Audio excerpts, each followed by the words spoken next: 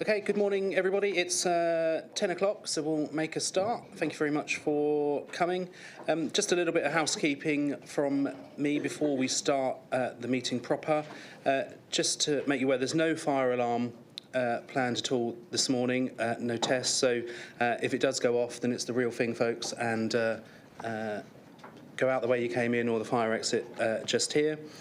For those of you that haven't been here before, if you do need the toilet, it's just out the door here and on your right. The microphones should all be working. They've been a bit temperamental the last few weeks. If you haven't used them before, when you're invited to speak, there's a button in the middle. It says mic underneath it. Press it until it goes green. It should go green if you press it a few times. We aim to be done by 12 o'clock today, but certainly no later than 12:30. We do have quite a bit on the agenda, so if members could be mindful of the clock when asking questions, please. And lastly, thank you for all conforming to our new seating arrangement. Very well behaved. Just to be clear, committee members are located here on the left. Councillors who are non-committee members are at the back. And then we've got officers and invited guests on this side of the room, just to make it clearer when we're asking questions, and it helps me to know who's a committee member and who's not. So it's primarily for my benefit, but thank you very much for assisting. So we'll make a start on the agenda as listed. Start with agenda item number 1, which is the minutes from our last meeting. They're in your pack from pages 6 through to 16.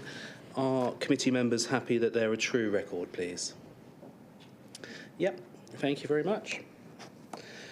Item 2, apologies and substitutes, please, Ruth. Thank you, Chairman. We've received apologies from Councillor Nunn and Councillor Turner, and we have Councillor Askew as a substitute for Councillor Turner. Thank you. Lovely, thank you very much, Steve, for substituting, appreciated. Item 3, Chairman's announcements. We'll talk about the work programme in more detail later on, but something I did want to mention under this item, just to bring your attention, there is an additional meeting pencilled in for the 18th of January to sort of suit various people's diaries and that sort of thing, but that will be an opportunity to question and answer, scrutinise the leader of the council, Sam Chapman-Allen. So that's an additional meeting on the 18th of January, so pop it in your diaries now. That'll be good.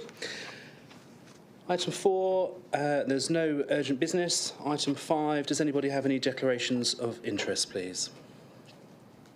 None, thank you very much. Item 6, non-members wishing to address the meeting. Note Annie and Roger at the back, thank you for attending. I'm going to move item 11 next, which is the AI project update, just to fit with the Cabinet members' availability today. So, Alison, over to you. Thank you very much, Chairman, and good morning, everybody. Okay, so in May 2022, our team presented the Artificial Intelligence AI project progress to the Chair, to Overview and Scrutiny. They were asked to return to the committee at key milestones. Together, we are delighted to provide an update on our achievements, and we also be really excited to share a demonstration of the innovative telephony digital assistant. This technology offers us convenient access to services for all our residents and businesses. Thank you very much. I've got Adele and the team here, so I'm going to leave it to them to demonstrate the process. Thank you. Thank you. Got a presentation to share, Ruth?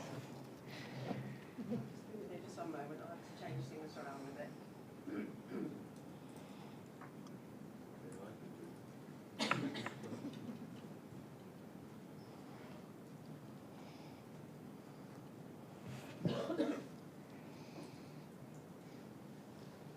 I could sing, but they wouldn't like it. She did say she'd done that. Never mind.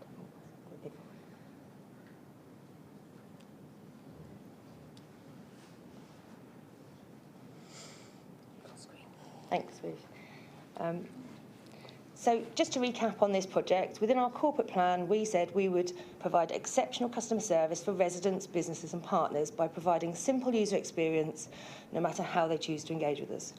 This project is an innovative way for us to achieve this by providing convenience and choice to our customers, by enabling access to digital customer service agents 24/7 across our channels, reducing inbound demand that requires a human customer service agent, freeing up capacity to redeploy into supporting those with more complex needs and supporting customers proactively. We anticipate that the phone digital assistant will reduce demand by 20% on the inquiry type that is trained. Next slide, please. Over to you, Rosie. So I'm going to tell you a little bit about our journey to get where we are today. So the project itself is resourced through the customer team's existing establishment, with support from myself, the digital project manager, to manage the project and the associated tasks. Prior to what's shown on this particular timeline, Bobby began taking shape from May 21 and was launched in October 21. We continue today to build customer journeys and tailored responses based on customer use and feedback. As you can see from the slide, following approximately a year of developing and testing, we launched the Alexa digital assistant. Some of you may recall we attended Overview and Scrutiny in May 22, where we gave an update and we demonstrated the capabilities of the Alexa digital assistant to the committee. In November 22, alongside the Alexa build, we then began working with 4 suppliers to build the integrations we needed to support a telephone digital assistant, and we then internally began mapping and building those customer journeys. Next slide, please, Ruth. So what's happening this year and next year? Well, following the release of the Alexa digital assistant this year in June, and we had a promotional magazine piece in the summer, we had 616 unique customers using the skill. What can Alexa do currently? Well, it can answer many different questions about a range of services, and it can provide email links to customers where they need to go away and complete particular forms. A specific use case is where customers can ask it for their bin collection dates, or you can ask what items can go in your different bins. So the next steps for Alexa, our supplier is currently working with us so that we can enable customers to set reminders as part of that bin collection, as part of their bin collection dates. And we've got a review underway to understand how customers are currently using it so that we can continue to identify opportunities to build out those particular conversations. We're then aiming to release, subject to approval from the portfolio holder, the new telephone version of Bobby. And that will be hopefully going out to customers on the 1st of February 2024. And we're very excited today to be able to share a demonstration of those capabilities that we've been able to build for customers to access 24/7 for our council tax services. Next slide, please, Ruth.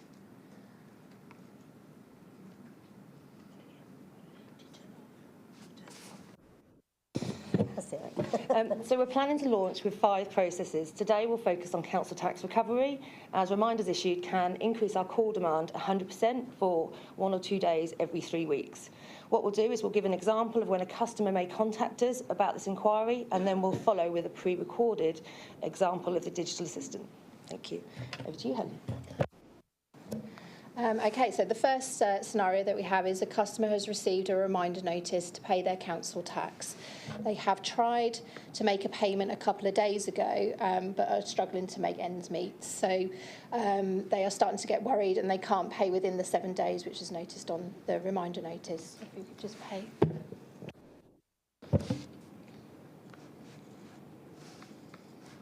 Breckland Council, please press 1 to be transferred to the AI bot.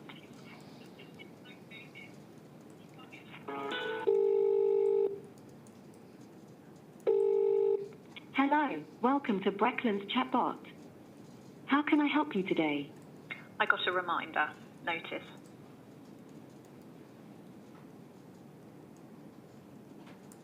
Are you calling about a reminder notice? Please say yes or no. Yes.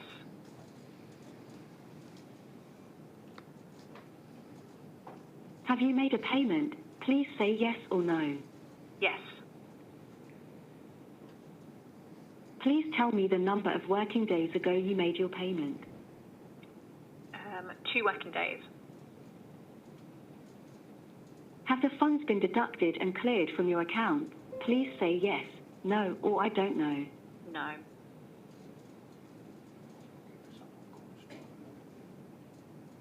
To stop any further action being taken, you'll need to pay the amount outstanding within 7 days of the reminder letter. You will need your council tax account number, which begins with 5 and can be found on the top left of your letter. Can you make a payment today, please? Say yes or no. No.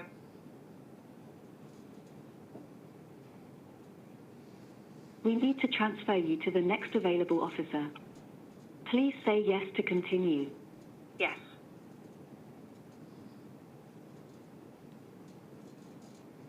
Thank you. To enable the officer to prepare your account, please say your first name.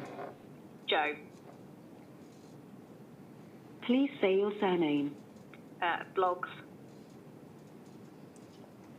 Please confirm your council tax account number. This begins with a 5. It's 51234567. Please confirm the first line of your address. It's number 9 The Road.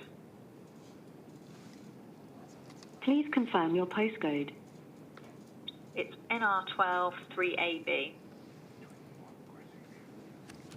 Thank you. Your call will be transferred to the next available officer.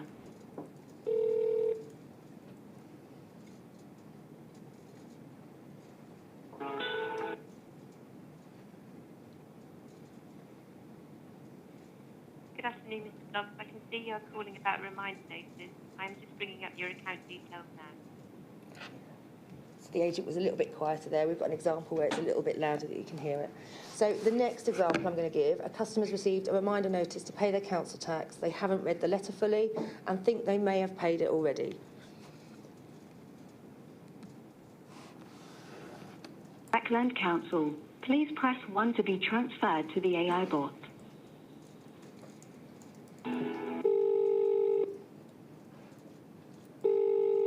Hello, welcome to Breckland's chatbot.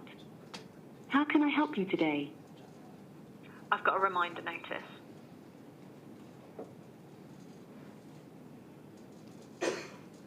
Are you calling about a reminder notice? Please say yes or no. Yes.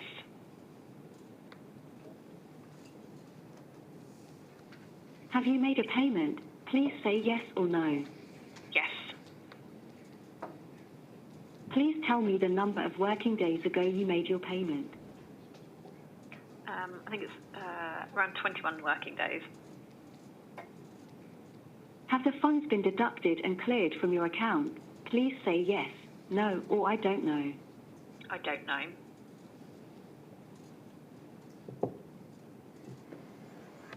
Please contact your bank to check the funds have left your account. If they have not, please pay the amount outstanding on the reminder as instructed. If the funds have left your bank account, please call back. Helen? The next example is a customer has moved from one house in Breckland to another house in Breckland and would like to let us know for council tax purposes.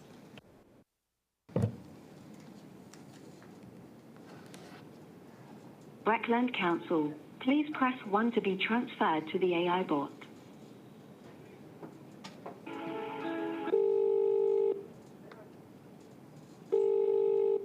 Hello, welcome to Breckland's chatbot. How can I help you today? I'm moving house.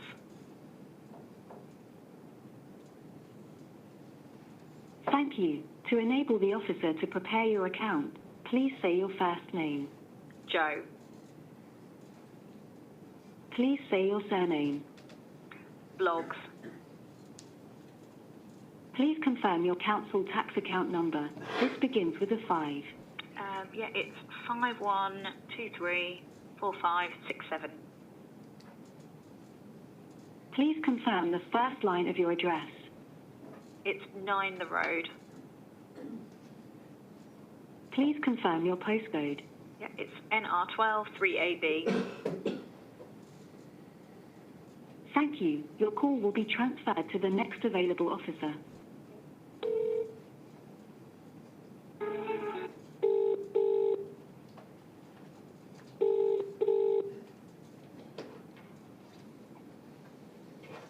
Good afternoon, Mr. Bloggs. I can see you're calling about moving house. I'm just bringing your account details up now.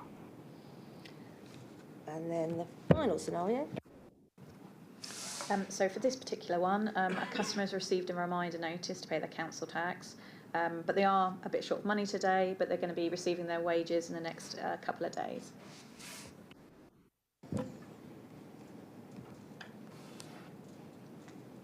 Breckland Council, please press 1 to be transferred to the AI bot.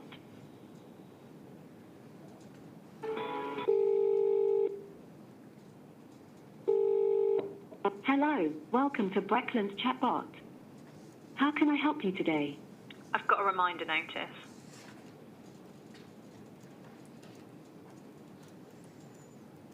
Are you calling about a reminder notice? Please say yes or no. Yes.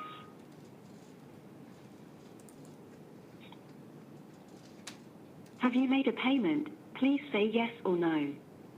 No.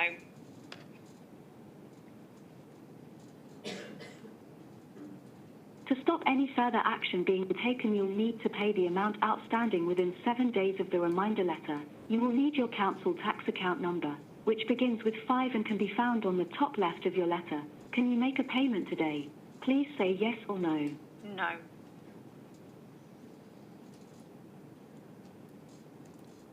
Can you make a payment within 7 days from the date on the reminder notice?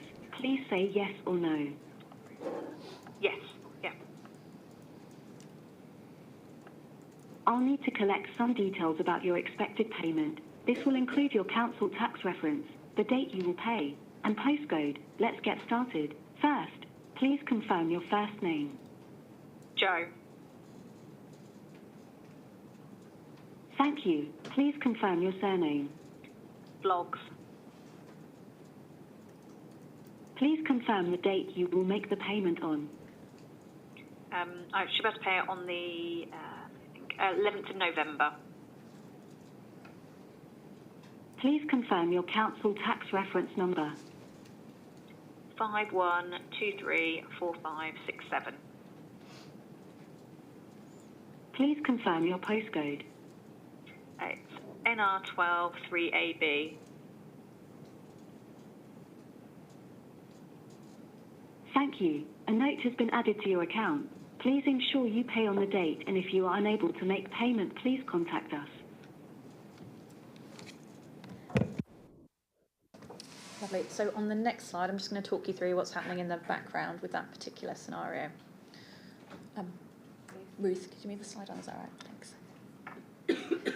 So as you can see on this slide, the information that the phone digital assistant has gathered from me on that particular call is then converted from speech into text. The bot system, chatbot system, would then email it to one of our customer services officers, and then between calls they would be able to pick that information up and paste it into the relevant systems. What that does is it enables the contact centre to move and level their demand, particularly at those high periods, and it enables the contact centre to manage that better. Longer term, we're aiming to integrate that information actually with the back-end systems directly, so it would remove the manual step and that information would go directly into the customer's council tax account. Thank you. And finally, any questions? Cool. You were quick. I want to know why Joe Bloggs has been so busy phoning up the contact centre. I saw Councillor Kybode first, please. Thank you, Chairman. Two simple questions. How does the caller know what an AI bot is? And are the reminders sent out first or second class? Thank you. I'll do it for you. Thank you. So the introduction, that hasn't been finalised, so that's something we're working on. So it will say, welcome to Bobby, Breckland's digital assistant, how can I help you today? So that bit at the beginning will change. With regards to the reminders, I'd have to take that away and look, because I'm not actually sure, do you know? I've got a feeling that they are second class. I have a feeling they're second class, but I'll confirm that for you. Yeah. Thank you. Councillor Wickerson, please.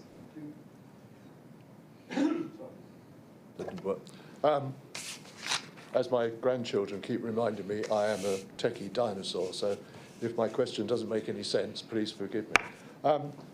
The question I really have is that when somebody dials that number, right, the phone bot kicks in straight away. There's no alternatives, i.e., on several occasions when I've had to contact my credit card company, for example, there are options given about speaking to an agent.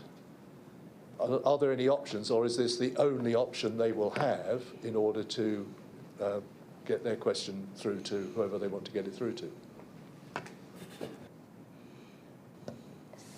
So we will retain our options, our high-level options initially, so it will go through to council tax. All other service areas will go through to agents as they currently do now. Council tax, if we haven't, for example, the move question that we demonstrated, we know there's no process in there for that at the moment, so a customer would trigger that conversation and then it would just gather some information for the agent to prepare their account. But we're not directly putting an option in to say speak to an agent. Okay, any further questions? Steve? Thank you. Excuse me. More of an observation, I think, than a question, although you might be able to comment on it. In your second scenario, I noticed that the lady or the bot said, you know, check your account if there's been a money taken, call back. And I thought, well, by that stage, I'd have probably stuck my foot into it. You know what I mean? Because you're then going to have to call back again and go through this whole scenario, which then hopefully, I guess, is that then going to give you the option to then talk to somebody? Because if it doesn't, you know what I mean? The frustration is there, isn't it? I mean, I get really frustrated because we all get it all the time, don't we, with these things? So that's really, is there an option if you're calling back to speak to somebody? Thank you. So in that occasion, it's instructing customers as a officer would. So had a customer gone down the same questioning with an officer, they would have been given the same information. If they then call back because they find that their funds have been deducted, they then go down a different route and would potentially speak to an agent, depending on how they answer the questions. Right.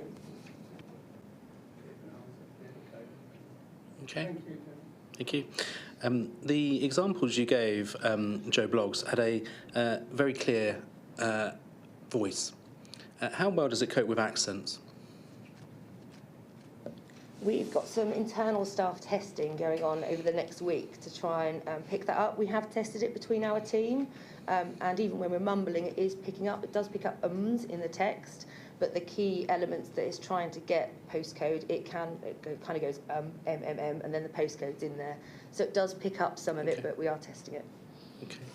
And just following on from David's point, because that was my concern, when we spoke about this at Scrutiny before, the key issue was around choice. Because for those people that want to use or are happy to use AI, fantastic. Press the button, go through the AI, it takes an awful lot of pressure off the contact centre.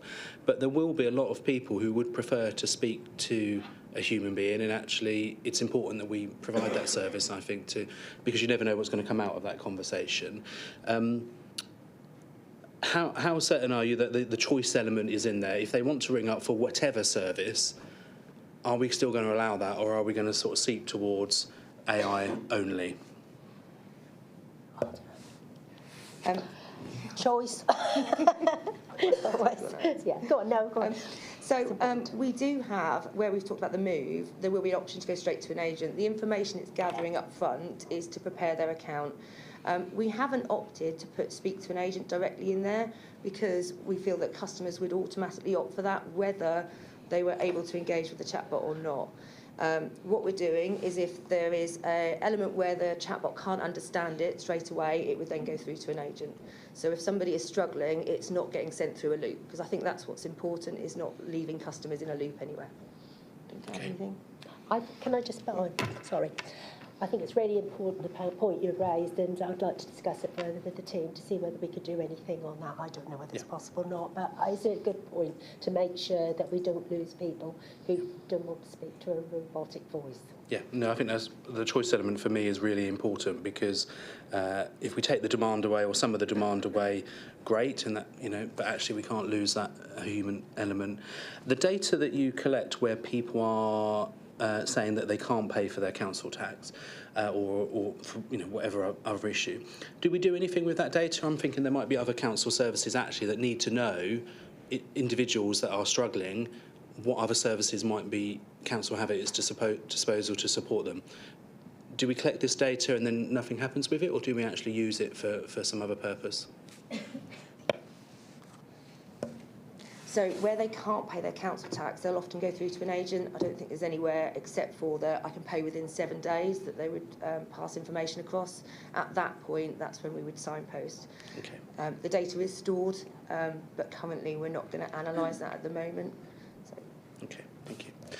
Well, I don't see anybody else indicating, so thank you very much for your presentation. Oh, Steve thought of something. Thank you. Just briefly, and you might not be able to put a figure on it, but so in the event that a resident gets to go through to speak to a human being, have we any idea like what wait times are for that sort of thing? No, because you know how it is. Are you referring to the queue wait times or how long it takes? Yeah, so if they say, you know, we'll go through, we're not getting far enough now with the bot, so the other option is now we're going to transfer you to a human so we can get this issue resolved. You know, they're going to be sitting there until the classic line is, you know, your call is very important to us, please stay on the line until it isn't important to you anymore. So, you know, is it going to be that sort of event, or are we looking to... This line is going to be prioritised. So as soon as they finish speaking to a bot, they would get the next available agent. So they would be put first in the queue. Thank you. You mentioned, Adele, there that there's some additional services coming online in the next few months. Have you got a point when you'll sit back as a team and review how that's gone? I'm just thinking of a future scrutiny date, you guys coming back, and I'd be keen to know how many calls you've been dealt with and what the response has been like.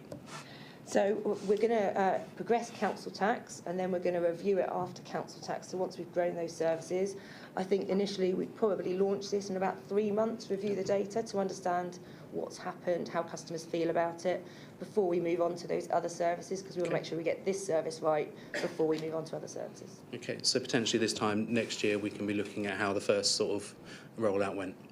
Brilliant. Thank you very much. Thank you for coming. We're going to move on then, folks, to back to our agenda as printed. Item 7. This is the first of our portfolio updates. So thank you very much, Councillor Bowers, for coming along. Cabinet Member for Housing and Homelessness.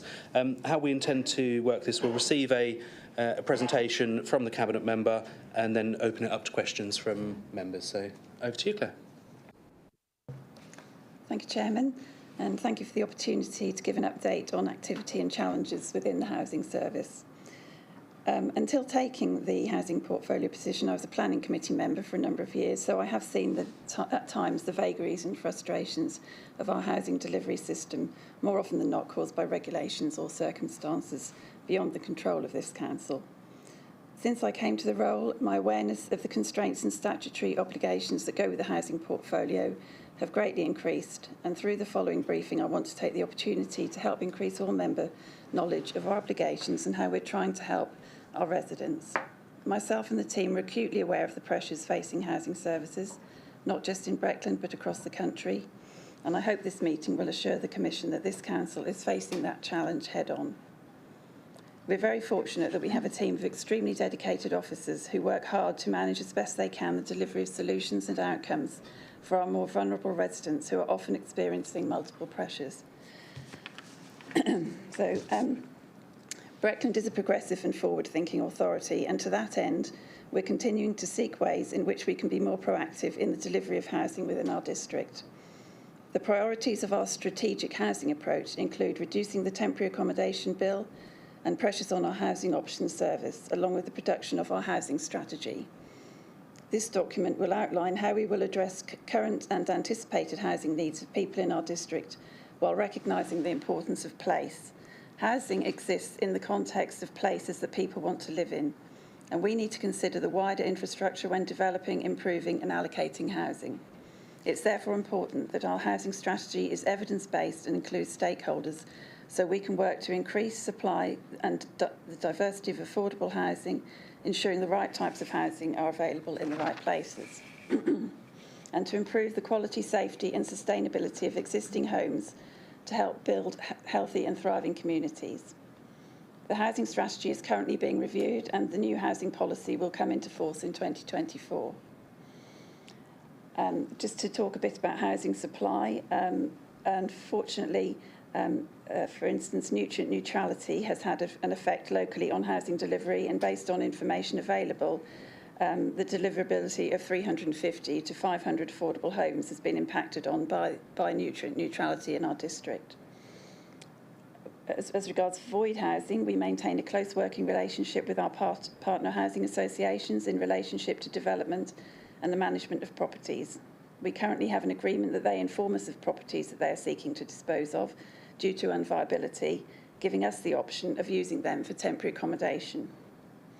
We've received government funding to procure houses in the district for a small number of Afghan and Ukrainian refugee families this year, and therefore we have become a registered provider in order to manage these in-house.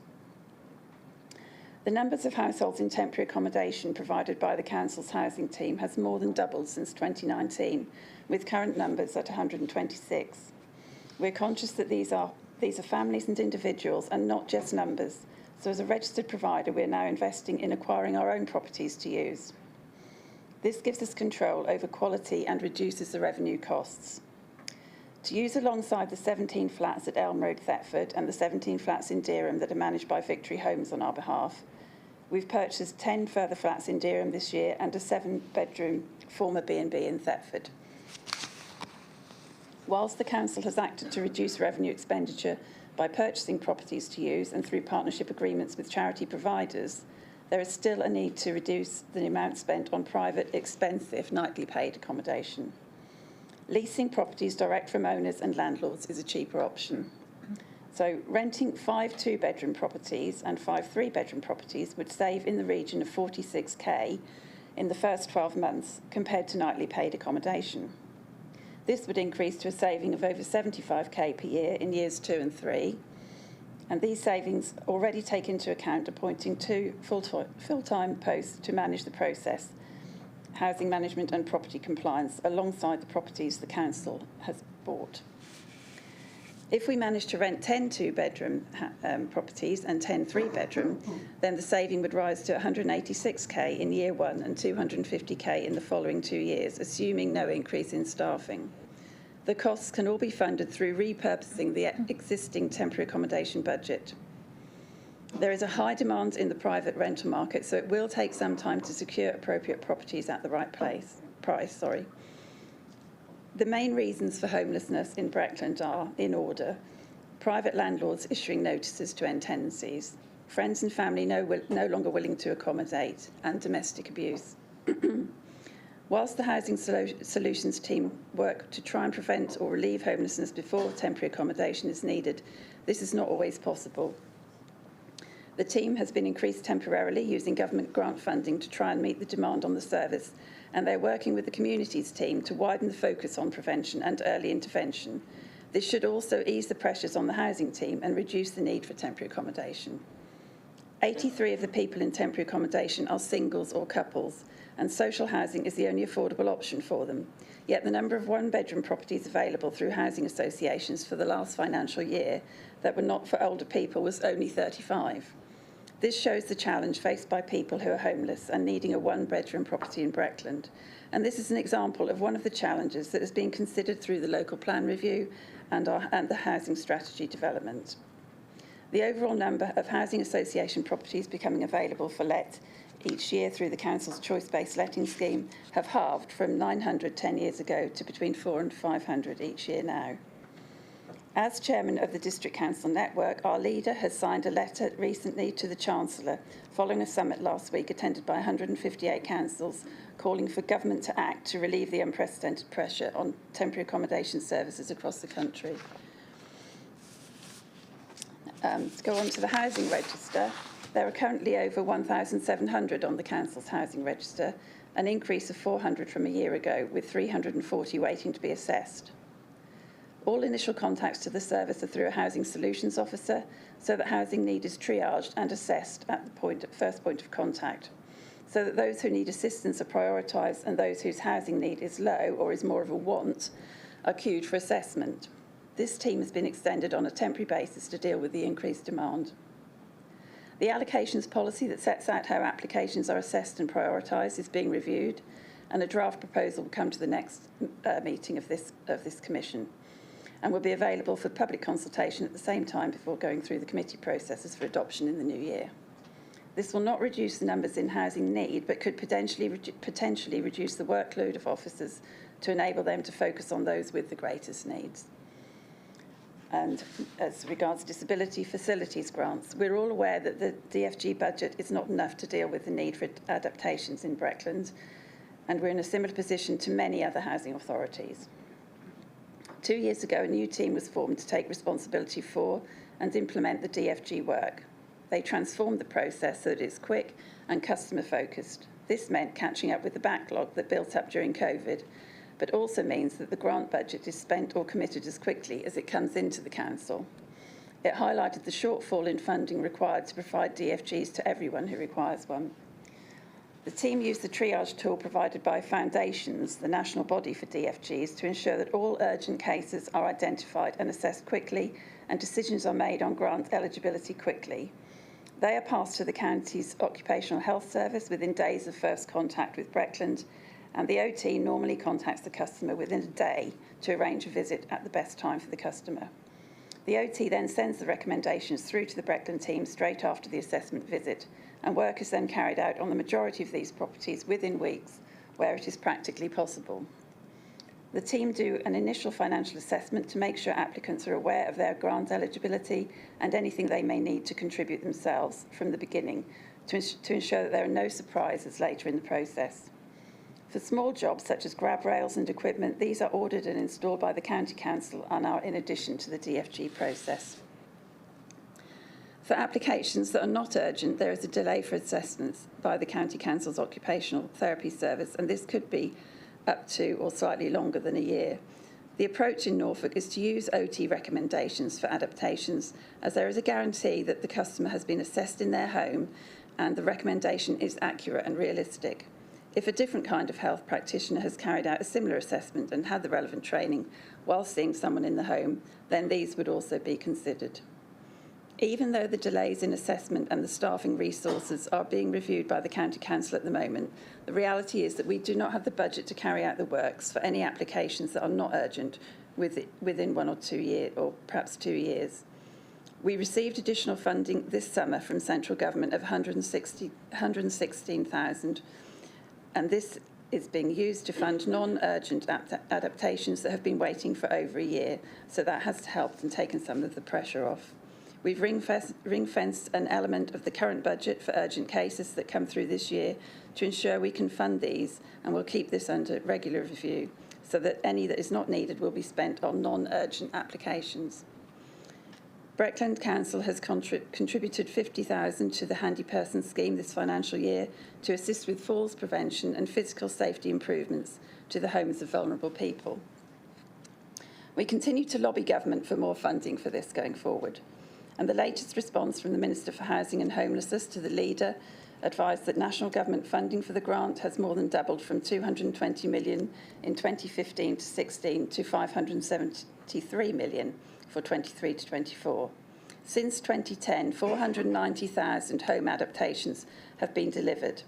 The Minister has acknowledged that the need to consider changes in local conditions since the formula was last reviewed and is keeping the allocations methodology under review. I have dialogued with the Cabinet Member for Adult Social Services at County Council, who is very aware and understanding of the issues surrounding the DFG process Breckland has, having held a district housing portfolio herself. And our Director of Housing is also in communication with the County Adult Social Services Director. I'm also advised by its Chairman that DFG funding continues to be an ongoing agenda item of importance and collaborative discussion for the District Subcommittee of the Norfolk Health and Wellbeing Board.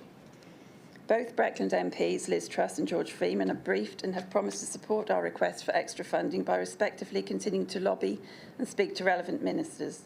I therefore feel confident that we are working collectively as a council to keep this issue in focus and on the radar where it matters. And I'm pleased to report that the DFG Assessment Summit in June, we learned that our systems were good in comparison with other local authorities. and to turn to private sector housing work. We've recently added 2 new posts to the team to work on landlord enforcement. These posts are initially funded through some fine income and also through the Health and Wellbeing Partnership, and we expect these posts to pay for themselves over time through fines imposed on landlords who do not operate within legislation, putting tenants' lives at risk. More importantly, we will be making more homes safe to live in and are looking forward to being able to report on the success of this work as we go forward. The work includes addressing issues of damp and mould, dangerous electrics, lack of heating and fire safety. We've issued a number of civil penalties this year, the largest that has been paid so far being £40,000 for one landlord. 2 policies that cover some of this work, of the work of the team, are on the agenda to be discussed today, which is the houses in multiple occupation licensing and public sector funerals. And since the last review in housing in 2020, the team has grown from 19 to over 40 using external funding and income. The substantive posts are all currently occupied, with some temporary posts and some upcoming vacancies to be recruited to. And so thank you all for your time and for listening, and myself and the team are here to answer any further questions you might have. Thank you. Thank you ever so much for that. There's a lot of detail in there, which is really useful. Questions? I'm going to take questions in pairs if I can. Yep, Harry Clark, please.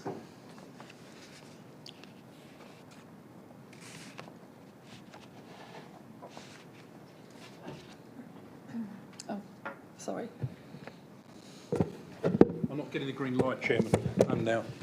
Thank you. I know that wasn't you turning me off, Council Chairman. Not yet. Yeah, thank you very much, Claire, for your very comprehensive, run through of the portfolio you've taken over.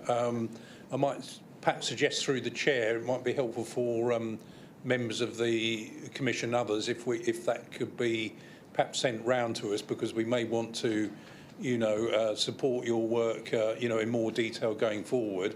I've got a couple of questions. One is around, if you like, the homelessness angle, and the other's the housing angle.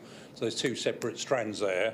The first one is obviously we're aware of the increasing pressures for different reasons around, temporary accommodation and homelessness, and obviously we support the efforts that you've done so far. So the first question is, obviously, I know you're leasing a number of properties, and you've outlined that both to increase capacity and also reduce costs. So the twin objectives there, which I support.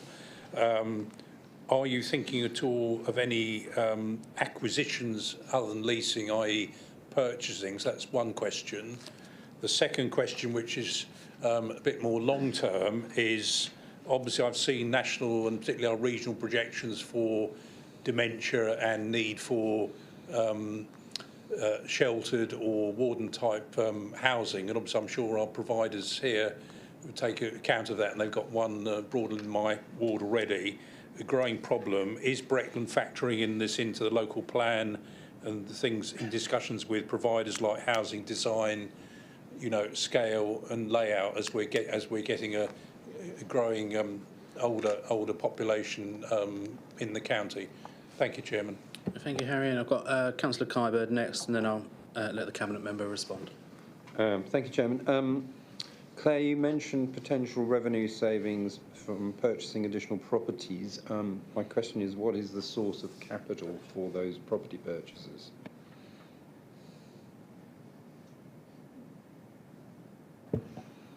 Thank you, Councillor Clark. Regarding purchasing properties, yes, that is something we're looking at, and we have purchased property on Raymond Street in Thetford, which is going to be providing temporary accommodation for people very shortly. So that's an example of what we're doing. And as regards your question about the housing for vulnerable people and people with dementia, yes, that is something that would be being looked at through the local plan review, and something obviously I would support in looking at. Thank you. And Councillor Kybird, I think perhaps I can pass to you on to officers to answer that question. Sorry.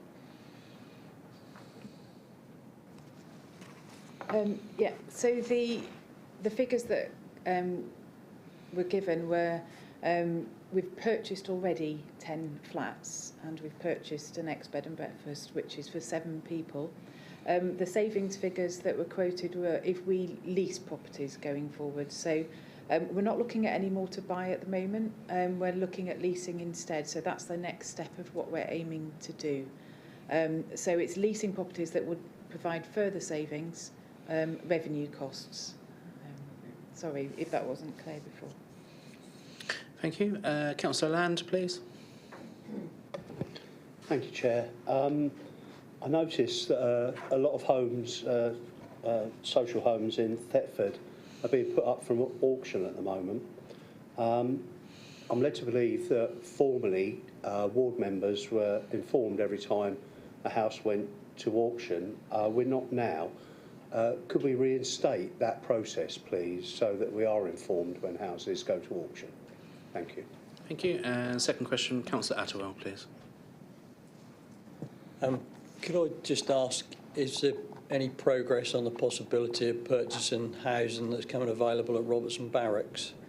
There's 70 homes that are sitting there waiting to be purchased at the moment, which obviously would make a significant dent into our problem. I just wonder if, Claire, you could give us an update on any progress in that regard. Thank you. Okay. Thank you very much. Shall I do? I'll do the first one. So when there's no obligation to inform us of small-scale sales by the registered providers, but at the moment we have an agreement with Victory and Samphire that they let us know about ones that they're looking to dispose of, and that's because we've been looking at initially purchasing them, and now we're looking at leasing them if we can do. So what we could do going forwards is we could inform members of the ones that are in their patches when that's happening. So we could then forward that on so that you know. But we don't get informed of them from other RPs. There's no obligation to do that. Okay, but the others they don't have the ageing stock that Victory and Samphire have, so it's not so common. Okay. Okay. Thank you, Councillor Attewell. Yes, we are looking at the possibility in the initial stages of, but of course there are lots of things to take into account and to consider. But that is something that is being looked at. Okay, thank you. Annie Blackburn, please.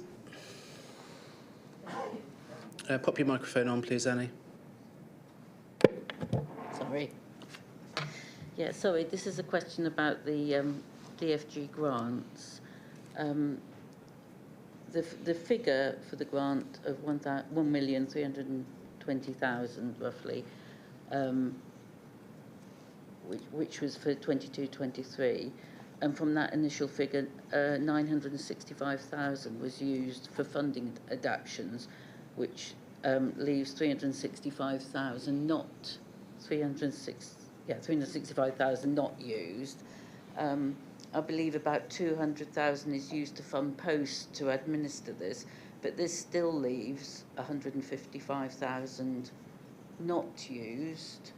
And as there are the waiting list the waiting of like a year or 2 years does seem to be a lot longer than other authorities have.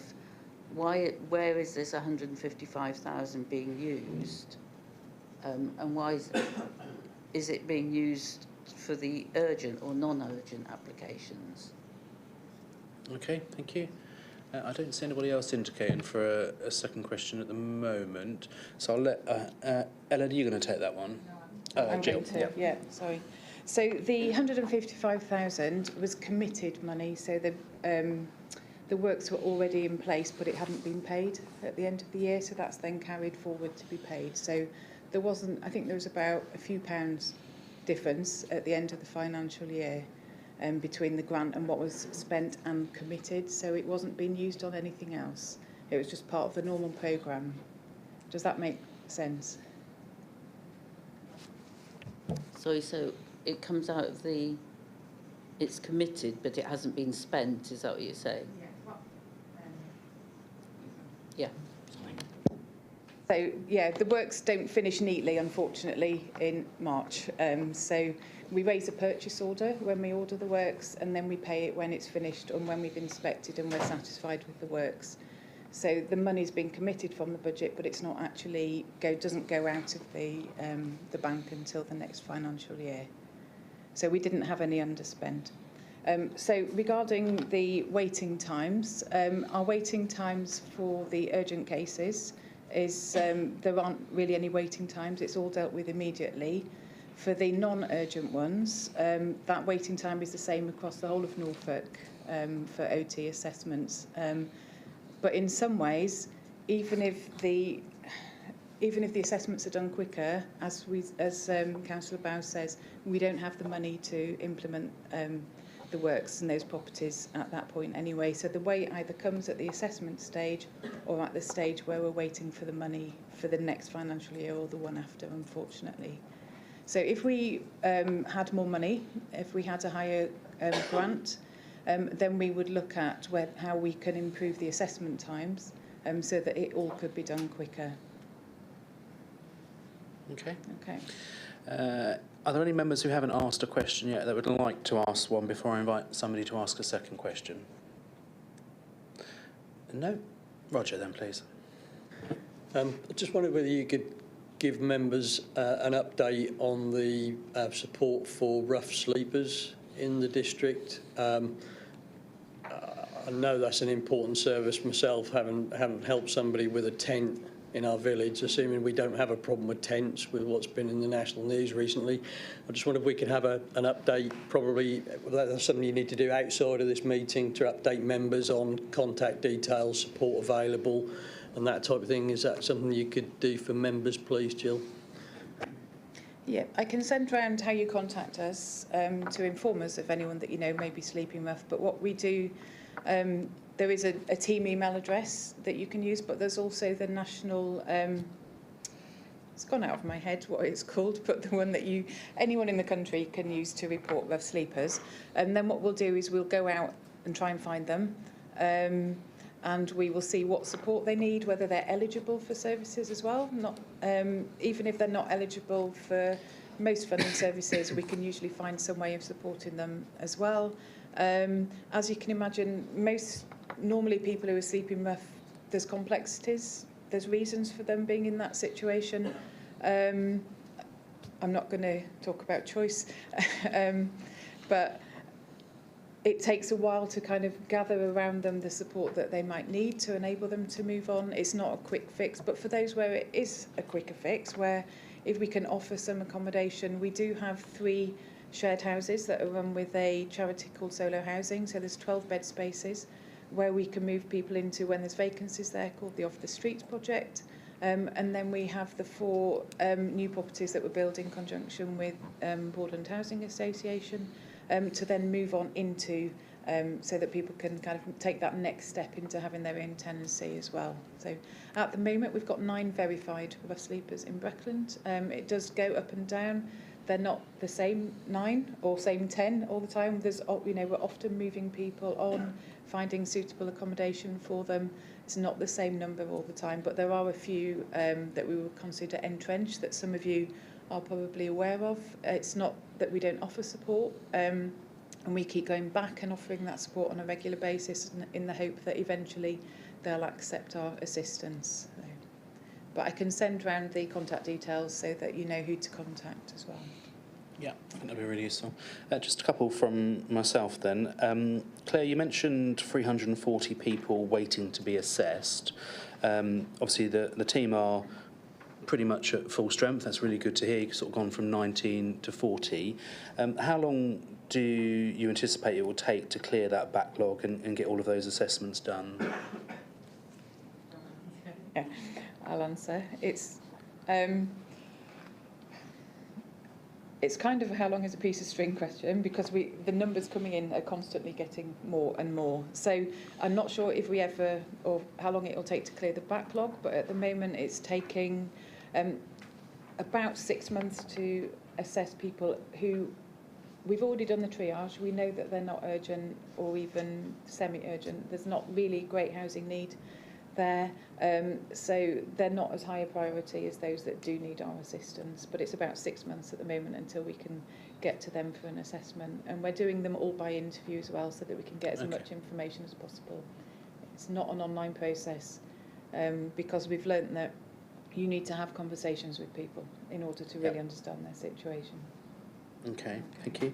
And you mentioned about the number of single-person properties. I mean, we've long had an issue in the district with too many 3- and 4-bedroom properties, not enough single-person properties. In your role as Cabinet Member, Claire, are you championing the opportunity for people to rent out spare rooms, to encourage people who are single to take those spare rooms? Lots of people are struggling with cost of living crisis at the moment, and lots of people also have spare rooms in their house. I just think there's a bit of a disconnect between the amount of people waiting for a single property, but actually their solution could be rent a room in somebody's house. I don't think we do nearly enough as a council to promote that opportunity. Is that something that you're aware of as the Cabinet Member and sort of champion? I would agree with you there, Terry, and that is something that you know we can look at. I would say we can look at further. Yeah, definitely. Yeah. Yeah. Brilliant, good. And just picking up Terry Land's point, I know in my own ward there are several boards gone up for auctioning, which what I assume are ex-council houses, social houses. Although the housing associations don't legally have to consult Breckland, I'd hope that we would encourage them to consult us. I mean, you know, they want to work in partnership with us. We have a local member protocol that, as a council, that says that members should be made aware of things going on in their ward. So if we are aware as a council in advance of properties going up for sale, I do think members should be informed. I get contacted by residents saying, you know, why is it being sold? I assume because it's not economically viable to refurb. But we need to have the information as members to be able to answer those sort of queries. That I'm sure there's a valid reason. So I'm pleased to hear you say that actually that's something that we can address moving forward. Yeah, good. Brilliant. Does anyone have any further questions under this agenda item, please? Nope. Thank you ever so much, Claire, for your presentation, and Jill and Ellen for assisting. We're going to move on, please, to item 8. We had a really good discussion, I thought, at the last meeting with Flagship and Orbit. Very pleased to have with us Justin and Louise from Broadland. Thank you for coming along, and also Richard and Jason from Saffron Housing Trust. I believe we've got a presentation from Broadland, so I'll start with you guys first. And just for, I think most people were here last month, but really it's for us to understand the challenges and the opportunities that the various housing associations face, and there'll be lots of similarities, I'm sure, but also some differences and sort of nuances, if you like. So over to the pair of you. Justin, I'm not sure which one's going to, both of you. Thank you. Thank you. Yes, it will be both of us presenting. Should we just do some introductions whilst Ruth's finding the presentation? So I'm Louise Archer, the Executive Operations Director at Broadland. So I have kind of overall responsibility of the services that we provide to our tenants, so things like ground maintenance and repairs, housing management, tenancy support, asset management facilities and IT. And I'm Justin O'Connor. Good morning, everyone.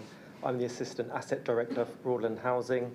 My role encompasses looking at the performance of our homes, the investment that's required for our homes, and also the delivery against the numerous regulatory requirements and obligations that are put upon us. So thank you for inviting us to come today. I believe you've had the slides in advance, so we won't go into too much detail in some of them. And it's really just an overview of our services and with some kind of Breckland specific examples and data as well. This first slide, it kind of shows how we're structured within our operations directorate, where we have kind of technical sections for expert advice. And then in terms of delivery of our services, they are in 4 distinct geographic areas. And we have a local delivery manager within each geographic area, and then all of those services are managed underneath each of those local delivery managers with a team leader responsible. And so you would have like cleaners and housing officers and repairs operatives who would all feed into those different geographic areas. If we could have the next slide, please. This is just kind of a bit of a Google Map overview, which shows where our homes are located, and it shows the kind of comparison between the number of homes we look after in total compared to those that are within the Breckland area, which represents approximately 11% of the homes. The next slide is from our kind of data analysis system that we've got, which is called Power BI. And we can look at all our kind of performance information in there. And so it's kind of homing in really on the Breckland area, which represents 11% of our homes, as I said. Over the past year, it's 7.5% of our relets in total, and equally 11% of the antisocial behaviour cases that were reported. So there's nothing really kind of unusual in comparison to the rest of the homes that we look after. So that's a little bit of an overview. I'm just going to hand over now to Justin to go through a bit more of the detail. So this slide, you can see the age profile of our homes, and it's benchmarked against the sector, but also against Independent East. It's worth mentioning just a bit on Independent East. It's not a legal entity, but it's a consortium of 5 housing providers, which include Saffron Housing, to my right-hand side, Orwell Housing, Havebury Housing, Freebridge Housing. And the purpose of that was to come together, similar-minded organisations, similar values, to work and see what we could do. It could be a procurement activity or benchmarking to see what we can get out of that. The graph tells you that our homes, in terms of age, predominantly built between the 1990s and 2010, would suggest we have a newer age profile. Next slide, please. And that has just been benchmarked also in terms of our Breckland geographical area, which pretty much tells you the same thing in terms of predominantly age range construction dates between the 90s and 2010. So a newer housing stock compared to the sector. Next slide, please. So this slide, and apologies because it is quite small to see some of these numbers and figures, but this slide gives you an indication of the delivery over the last 3 years of development. So on the left-hand side, we have the charts splitting out by tenure type the number of homes that have been built. And likewise, on the right-hand side, we have a comparison within Breckland Council more specifically. And there are various different tenure types there, the largest being of general needs and shared ownership, but we also have older persons accommodation, intermediate rent and leasehold accommodation. Next slide, please. So earlier this year, we completed on a scheme at the Gathering in Great Hockham. 8 affordable rent homes and 2 shared ownership homes, and also 8 market sale homes. What I would say also in terms of the open market sales, that any surplus that is generated is used and then recycled to build more homes or to improve on existing homes within the organisation. Next slide, please. Development pipeline. I don't unfortunately have our colleagues from development with us here today, but there are 21 homes currently within the pipeline, both of which have the housing needs surveys completed and site selection processes completed. Next slide, please. So in terms of performance, we have a team of surveyors in-house who carry out stock condition surveys. So we carry out stock condition surveys on a 5-year cycle. Due to the pandemic, we actually had a catch-up whilst the activities were not performed. We are making progress, and I'm pleased to say that we are up to 89.8% and on track to complete 100% by March 2024. And it's a similar figure for stock condition surveys within the Breckland area.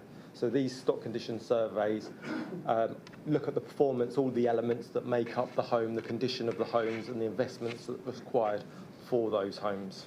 That data is plugged into the back office data system. We also measure our homes in terms of qualitative performance and financial criteria. The map on the right-hand side identifies the higher performing homes and the lower performing homes.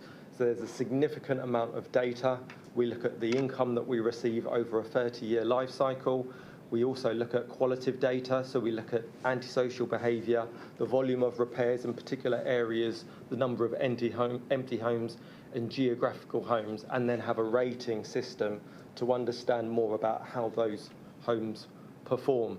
And then we use that as a can opener, if you like, to understand why those homes are not performing as well and if we should be taking additional actions to improve the performance of those homes.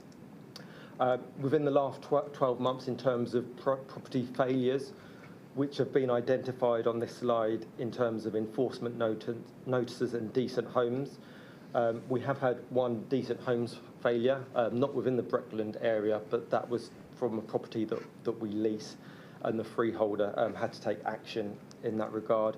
And we've also had an enforcement notice that was in the Breckland area, and that did relate to damp and mould, and I have a separate slide on damp and mould that I'm coming on to later. Next slide, please. Okay, got it. So this is a graph here which identifies the number of empty homes we had at the end of September. So what you can see there is that we had a total of 55 empty homes ready for relet. There were 4 within the Breckland area. The graph goes on to identify that one of our biggest challenges with empty homes and relet times are housing with care, where there are third-party nominations that are involved in that process.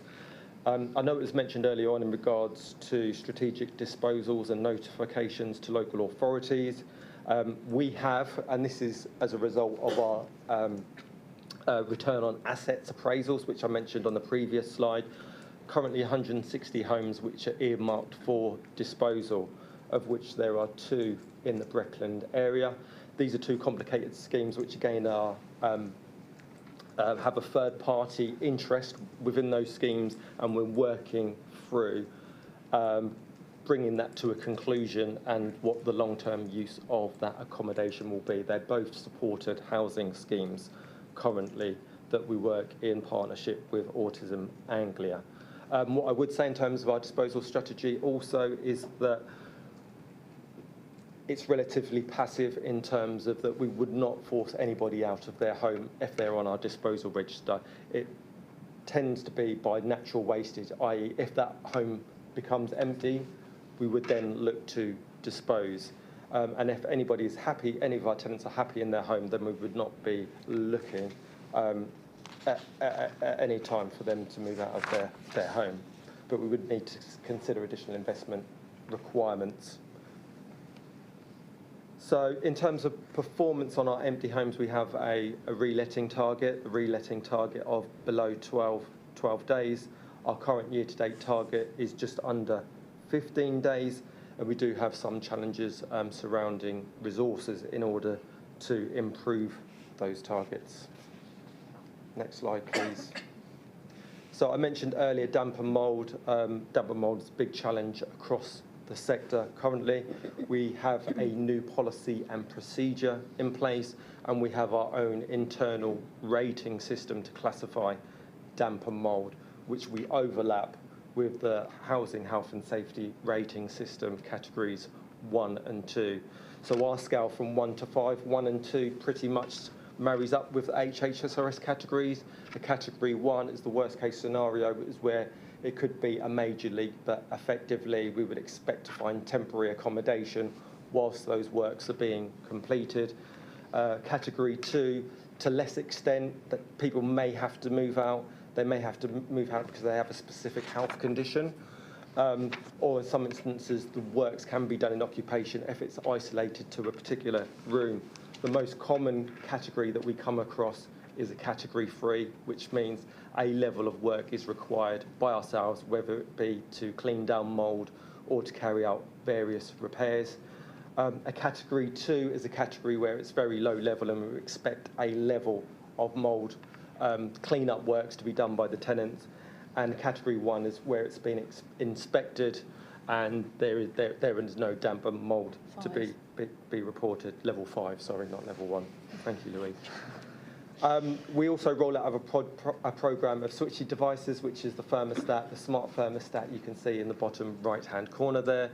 The smart thermostat allows us to remotely monitor the humidity levels and the temperature levels within the home. So we can identify any high risks and specifically risks relating to fuel poverty, which is becoming an increasing challenge with rising energy bills. Next slide, please. So this slide is a snapshot of the cases that have been reported this financial year, of which there is a total of 164. It goes to demonstrate that the majority of cases are in the moderate bracket. There are 82 which are listed there, 16 of which are within the Breckland area. And again, those homes will require a form of mould cleaning or repairs. It could be a repair to an extractor fan to reduce that challenge. What we also do in terms of a new process is not only carry out the works, but also carry out a follow-on inspection to see if the remedial measures have worked. Next slide, please. So in terms of energy efficiency of our homes, we have a target so that by the year 2030 that all of our homes are improved up to an energy performance rating of a C. And this gives an indication of where we currently stand. So the majority of our homes are have an energy rating of C. Recently, as an independent East consortium, we applied for some decarbonisation funding, for which we were successful. So across the consortium, we have an investment of 19 million, 9 million of which is grant funded, and that will apply to 800 homes, and that's to be delivered by 2025. But that's one of the success stories as a part of Independent East and my colleague Saffron to help assist to gain affordable grant funding.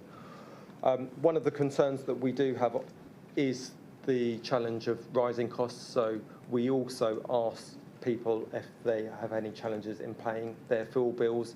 And we are seeing a trend in terms of people who are finding additional methods to heat their homes.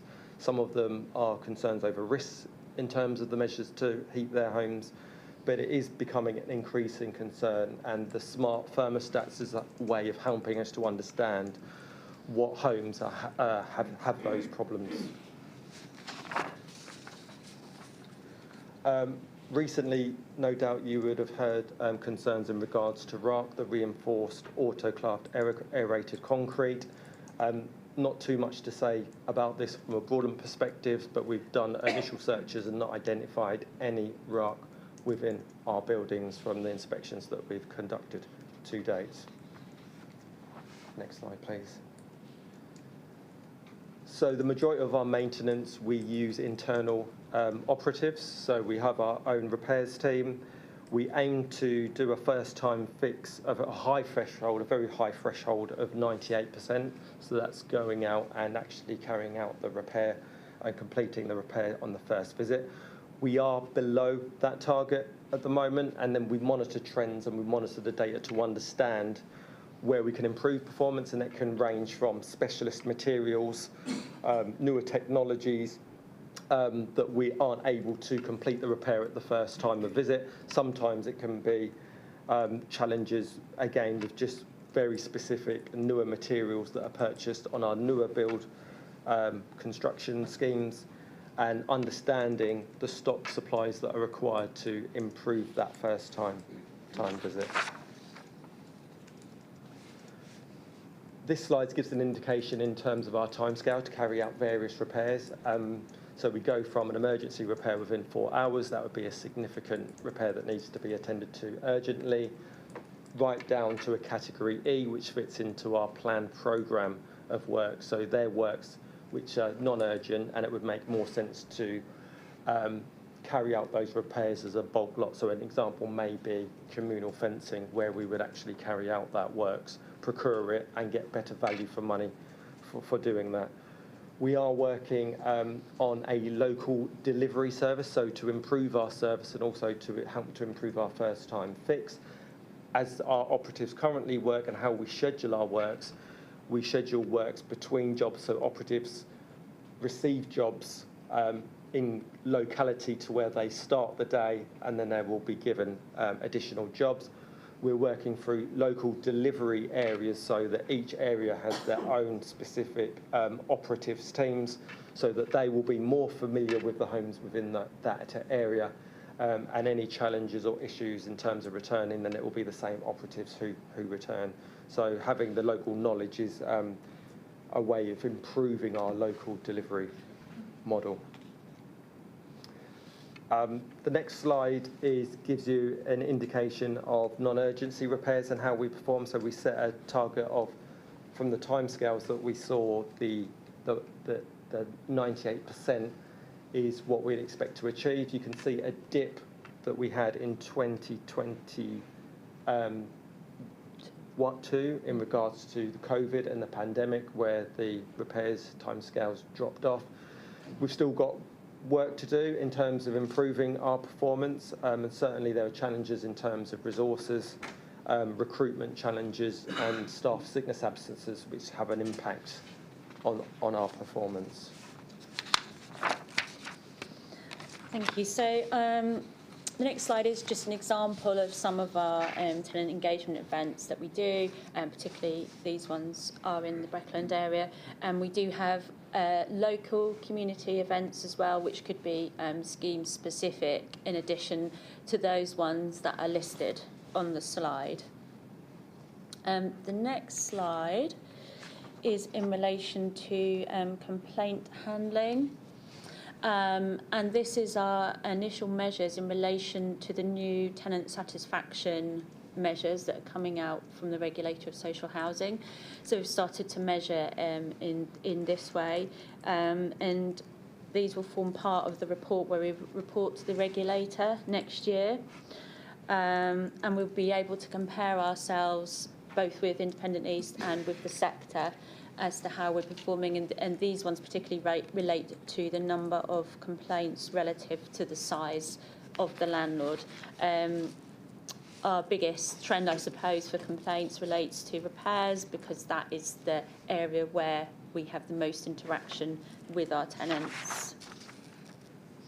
And the next slide is just a little bit in relation to social and economic well-being. I think that was something that you're particularly interested in seeing a little bit about.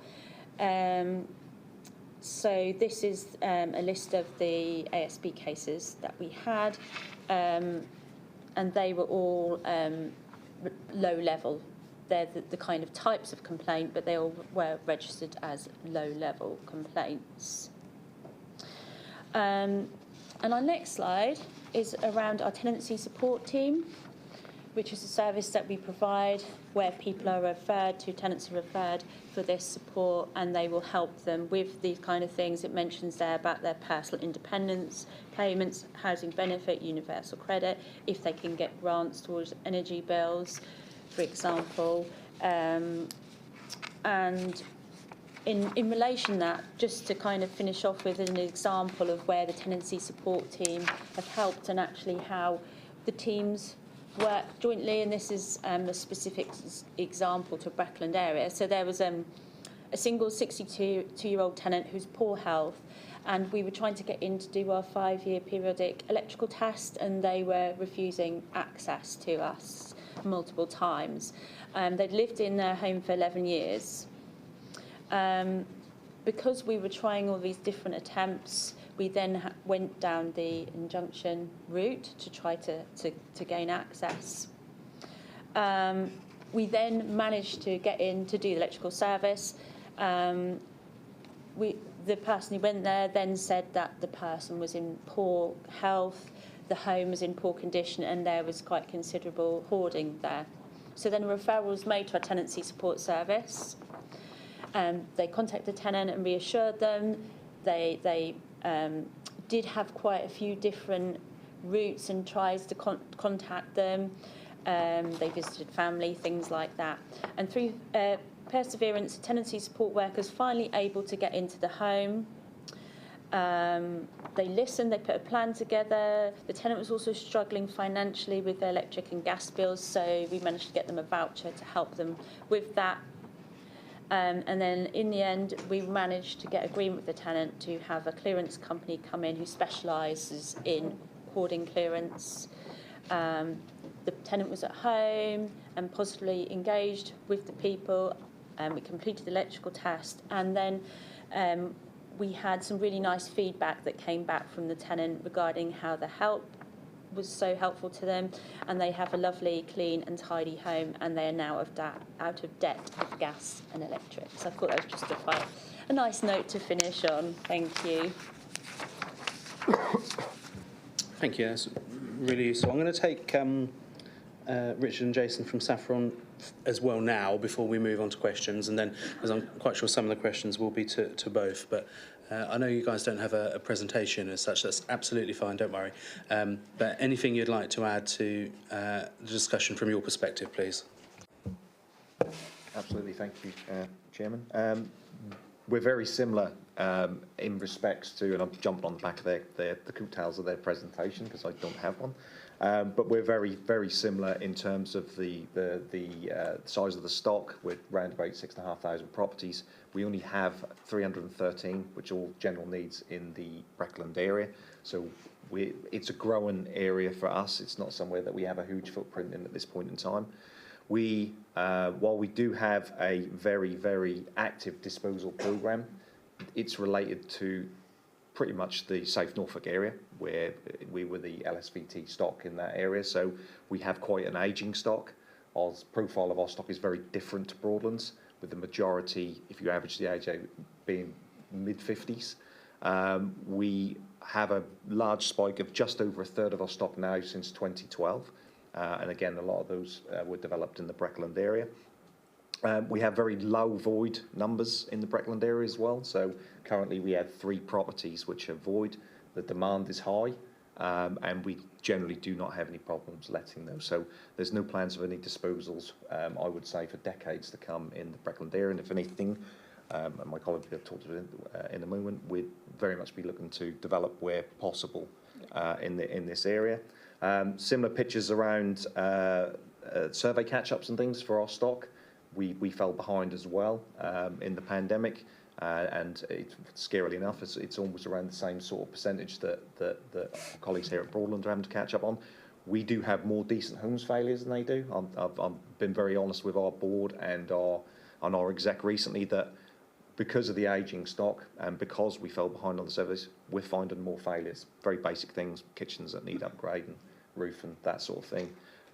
Which we're in the process of doing. So we seem at the moment because we've doubled our surveying rates, we're now in the region at the moment of between 15 and 20 decent homes failures every month, but we're turning those over within a couple of months period. So as soon as you can get the works booked in, we're doing that. So that's the downside of increasing the amount of stock condition surveys that we're undertaking. In terms of a rating system for disposals, we're very similar to Broadland in that we've categorised all of our stock over a 30-year period. We look at the amount of income, repairs. We do a regressive look at what we've done in the past to try and paint a look at the future. Same thing, using Power BI and new technology to try and enhance and bring that data through and bring that to life. We also do not dispose of any stock where the tenants wish to remain and happy to live. So again, it's targeted simply at our older void stock. Our void days are very different to Broadlands. we do have void days targets, but we're actually looking at standards at the moment rather than days. We've found in the past that chasing a target of 10 to 12 days on a void property tended to leave the tenant in a property that they weren't actually that happy with. And we were receiving more complaints, and we were also receiving more work through to our day-to-day work streams because people were passing through things that they weren't happy, that weren't undertaken in such a rushed period of time. So we've increased our standard. Our void days are quite high at the moment. They're averaging around about 40 days on general needs, but I think we've only had one complaint this year about something very minor in a void property. So the increase in standards, and it's an increase in budget, unfortunately, as well, seem to have paid dividends in terms of tenants being happy with what we're providing them at the void stage. Damp and mould, again, is a very similar position. We've not recategorised it down as low as sort of 4 or 5. We're very much sticking to HHSRS and that category. But since we really changed the scrutiny on how we were dealing with damp and mould last October, we've had 645 cases reported in Saffron Homes. I think we had about 80 of those. There was no damp, there was no mould. Nearly all of our cases are condensation based and will feed into that programme of, or that vicious circle of fuel poverty. And again, we've provided tenant services, vouchers for energy, and also specifically trying to target those properties through our SHDF programmes in partnership with Breckland and Independent East. So it's a growing area and a growing issue around the damp and mould. But most of the problems we find are generally down to a lack of heating, lack of ventilation, or a combination of the both. There's very little in terms of ingress and water penetration through properties and what you'd class as the old-fashioned style of damp. We've got the SHDF Wave 2 that we've bid in partnership with Independent East and Breckland as our lead partner. Saffron looking to undertake retrofit programmes to 434 of our properties over the next 2 years. We had a successful Wave 1 in which we completed 126 properties to bring them up to a standard. We're also now going to roll through a whole house retrofit programme where we're going to take 2 properties and make them completely net zero to analyse whether or not putting our monies up front in one lump sum, taking those properties out of that 30-year programme and not doing piecemeal upgrades all over the place is actually in the long term a better solution for us and also a better solution for our tenants. So we're looking to have properties which we're going to get between 80 to 90% heating savings on those 2 properties is what we're projecting. So as we said as well, we've also done the community support. We're working with HACT. We've also got a carbon credits programme with HACT. So all of our work that we do in terms of retrofit, we actually sell those carbon credits on. That brings in a stream over the next 21 years, which we put back into properties which need work but might not actually be grant fundable for one reason or another. We've also gone out and had heavily looked at RAC, and we've worked with partners in Norfolk County Council and others. We have found no RAC as yet in any of our stock. Not a surprising really when you consider the low percentage of actually schools that actually and things that had it. There'll be an even smaller proportion in social housing as well. So, and we have similar programs around with repairs as well. We have almost similar gradings in terms of days that we're doing and the percentages that we're targeting. We're just above the 90% in terms of our day-to-day repairs. We also are very much struggling with recruitment. We're very much struggling at times over the last sort of 2 years, materials, inflation, and of the other factors that are affecting probably everybody out there in the same thing. And in terms of complaints, we just recently, I think we're one of 5 housing associations that received a letter from the regulator on our performance. We were one of a few to have no maladministrations awarded to it. So that's something that we're very proud of, and we put a lot of efforts into making sure that our complaints handling has been second to none. So it's just a brief overview from my side, which is sustainability and the asset management part of Saffron. I'll hand you over to my colleague Richard from Development. Okay, yeah, I'm Head of Development at Saffron, so I'll just give you a brief overview of what we're finding from the development point of view. Sorry if I reiterate anything that Orbit and Flagship might have covered in the last meeting. So at Saffron, we've currently got a programme of 150 new affordable homes a year. This was about 18 months ago 200, but because of the current financial pressures on development, we've taken the view to bring that down to 150. Now, I know you'll probably be sitting there thinking, as demand goes up, we're reducing the new properties, and I think that's one of the biggest issues that we've found. So, just fundamentally, we've hit a financial perfect storm for development. I think we've found that we've had our build costs probably 14–50%. I think as a sector, our costs have gone up 15%. Last year, we raised rent 7%, so you don't need to be a mathematician to work out that there's a big gap there. Also, our development programmes are fundamentally funded from borrowing. As interest rates have risen, that's made the cost of borrowing more expensive. So one of the biggest reasons we dropped 50 a year was because we wanted to go back to the market at a later date. We didn't want to enter the borrowing market at the high rates. We wanted to see what happened. So we've been cautious around that. We've also now seeing not only an increase in build costs and an increase in tender prices, we're now seeing the implications of new building regulations as of April last year coming in. So not only do we have increased costs associated to Part L, which is environmental sustainability, we're also seeing the implications of Part O, which is overheating, it's a new one, and Part S, which is car charging. All our new build properties, our programme is largely land-led, and we pick up some Section 106. Our target for our land-led is all new properties to be SAP A. So again, there's additional costs associated with that. All our new properties are air source heat pumps. But now what we're finding, because of air source heat pump and the draw on electricity, and Part S, putting in new car charging points, many schemes we're seeing, we're now having to put in infrastructure to increase the capacity around electricity. So that's additional costs to our schemes. And going forward, we then see the implications of the Future Home Standard coming in. So this is another step towards carbon neutrality, which the costs are yet unknown. So we are seeing huge cost pressures.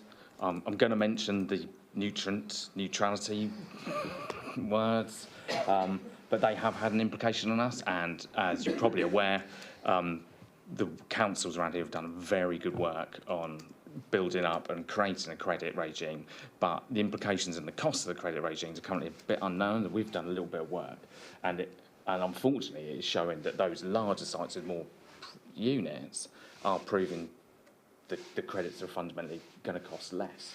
So we're finding that those smaller schemes, 10, 15, 20, or a small exception site, actually those infrastructure costs are a lot higher, and those economies of scale aren't there. So at Saffron, we have taken a proactive role, and we have a land bank of 300 plus properties currently on large sites of between 30 up to 180 units, effectively.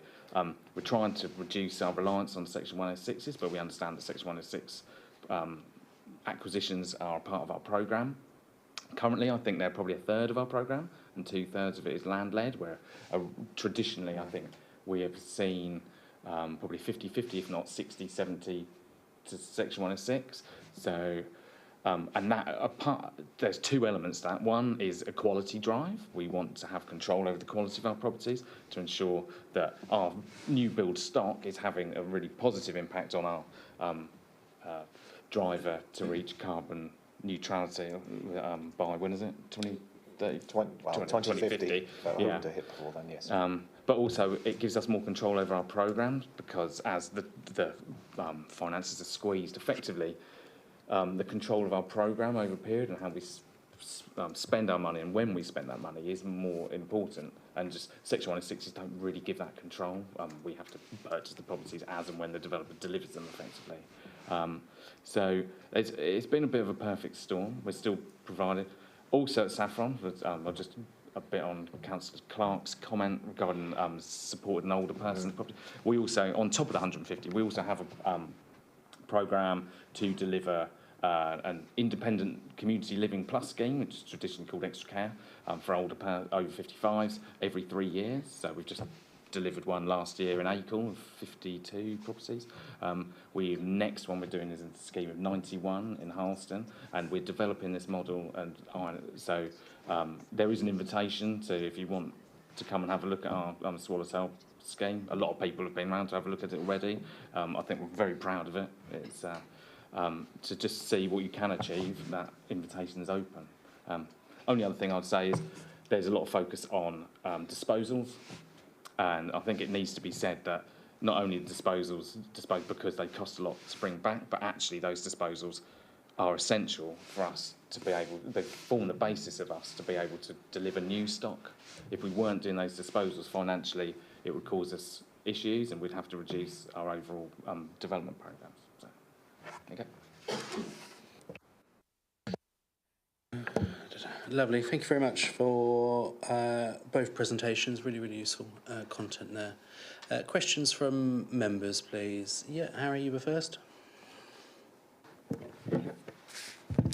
Oh, it's working. Yes, thank you very much for both your presentations. I'm very pleased, if I could say, in terms of the Breckland presentation, not just because we've got the slides, but as this is an introductory presentation, my sort of general comment is it's good to see you working towards what I think members would appreciate, what I'd call a set of key performance sort of indicators. And I think one of the things that would be helpful going forward outside the meeting, I'd suggest, is where myself or other colleagues working with the portfolio lead and the housing team is where we've got those, if they don't exist already, those common indicators, whether we're talking about void rates.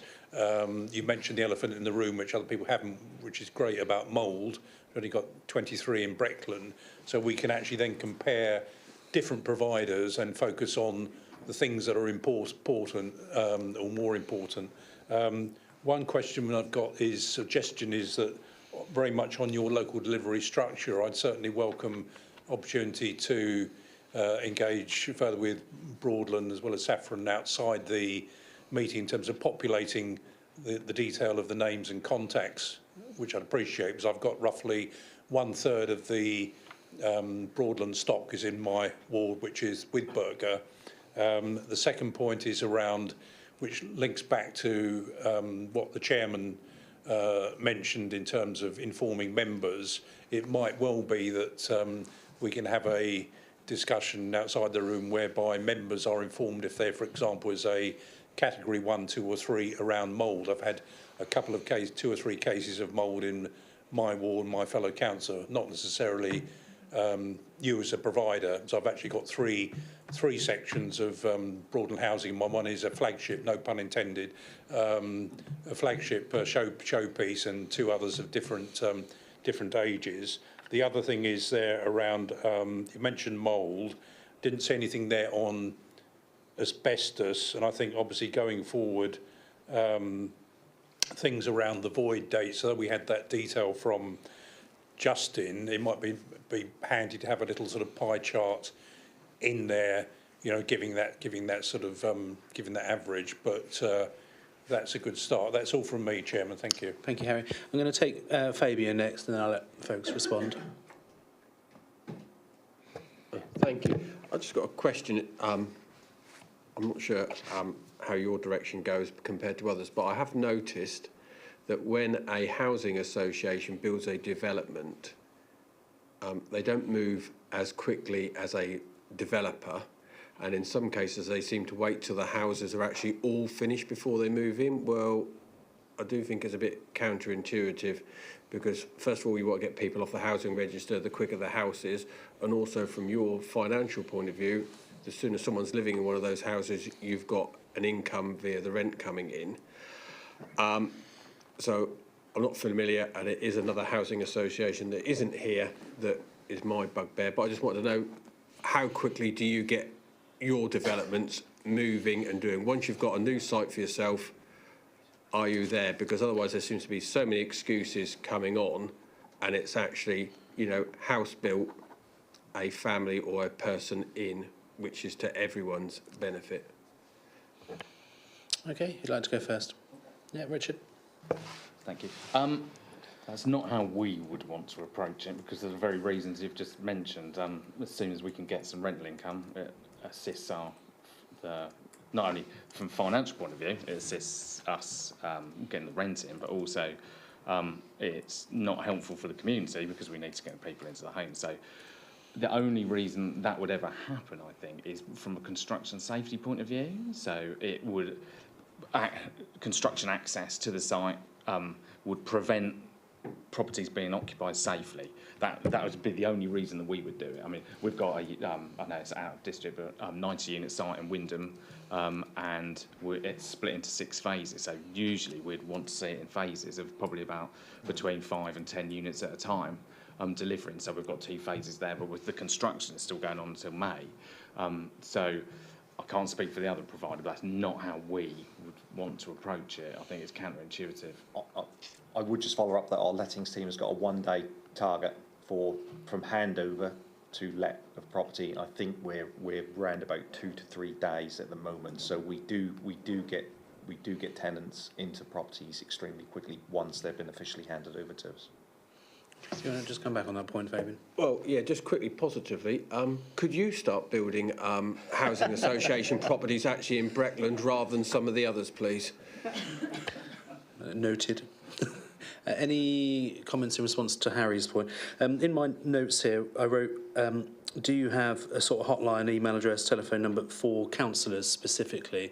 It was something that we had last month, but less so for, I'm from Thetford.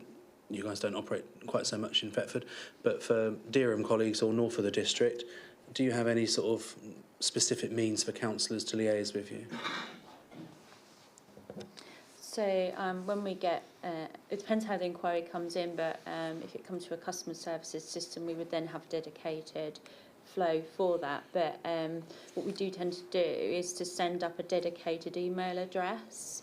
And then we would have one person who would kind of deal with those inquiries and then send them to whoever can answer and then send them back again. So yeah, if there's somebody who would like to take advantage of that, then we can set up quite easily those dedicated addresses. Okay, it's something we could follow up after the meeting, and last month Ruth circulated some details, so we'll do that. I think it would really help us as members, I think.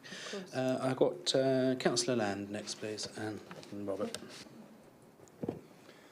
Thank you, Chair. This one's for Breckland. Thank you for your presentation. Really very comprehensive, and I appreciate that. One figure that did sort of leap out at me was in terms of the homes currently empty or marked for disposal. And you've got a number there of 166. That seems quite a lot on first viewing. Could you explain why that isn't drilled down a little bit for me, please? Yeah, so the 166 is across all of our homes, so for the 5,700 and so forth.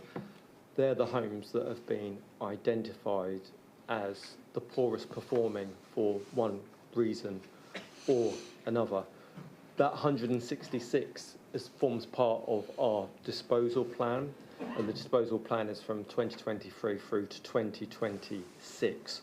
So again, where we'll be in 2026, we hope to have disposals that support surpluses for development or decarbonisation. The majority of the surplus that we receive from disposals comes from is pumped into our decarbonisation programme.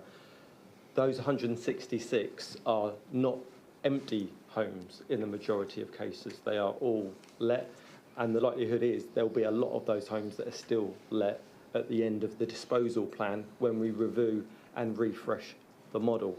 And like I say, if none of our tenants have an interest in moving from their home, then they're not going to be, that we will still retain those homes and pump in the investment that's required. Okay. Councillor Kybird, please. Thank you, Chairman. I'd like to understand a little bit more the statistics on the antisocial behaviour. Are those incidents or are those evictions? stay with it, just the incidents and the reasons for the incidents. We have very few evictions in a year, and in most cases we follow, in terms of especially arrears, we follow the Homes for Cafe principles, and that we will not evict someone who engages with us for arrears. Obviously, with other different cases in relation to ASB, it's a different individual case, but there's been very few evictions. Thank you. David, please. Thank you, Chair. Question for Saffron, really. Would you say that the percentile of type of housing that you're providing would be similar to that which was on the slide from our colleagues here, in terms of the breakdown between general needs, intermediate rent, leasehold, shared ownership, older persons? In other words, do you physically look for a type of accommodation? I mean, how do you arrange your 6,000? I think you said 6,000 homes, something like that. Yeah. So at Saffron, we are called purposes rented property. So sorry. David, you need to turn your mic off. Oh, sorry. Our call purpose is rented, but we understand that shared ownership has a role to play as well, and financially, it's very hard to make schemes without shared ownership work, even with grants. Currently, I think our programme is about 70% rented, 30% shared ownership, and then obviously, as I mentioned, we've got every 3 years we've got a 90-bed, effectively independent care scheme in the pipeline currently. So we're trying to get rid of our intermediate rent properties, because our focus is on affordable rent, where it's Section 106 led.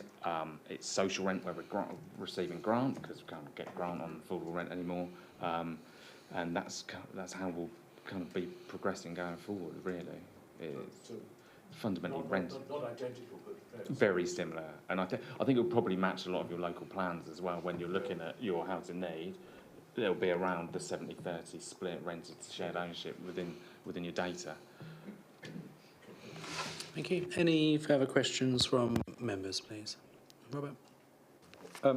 Chairman, you highlighted the shortage of single-person units. What is the solution to increasing that? So I'll be bluntly honest on one-bed accommodation. We do not like flats with communal areas, and when we design our schemes with one-bed accommodation, we'll liaise with the council, and that mix will be worked together with your enabling team.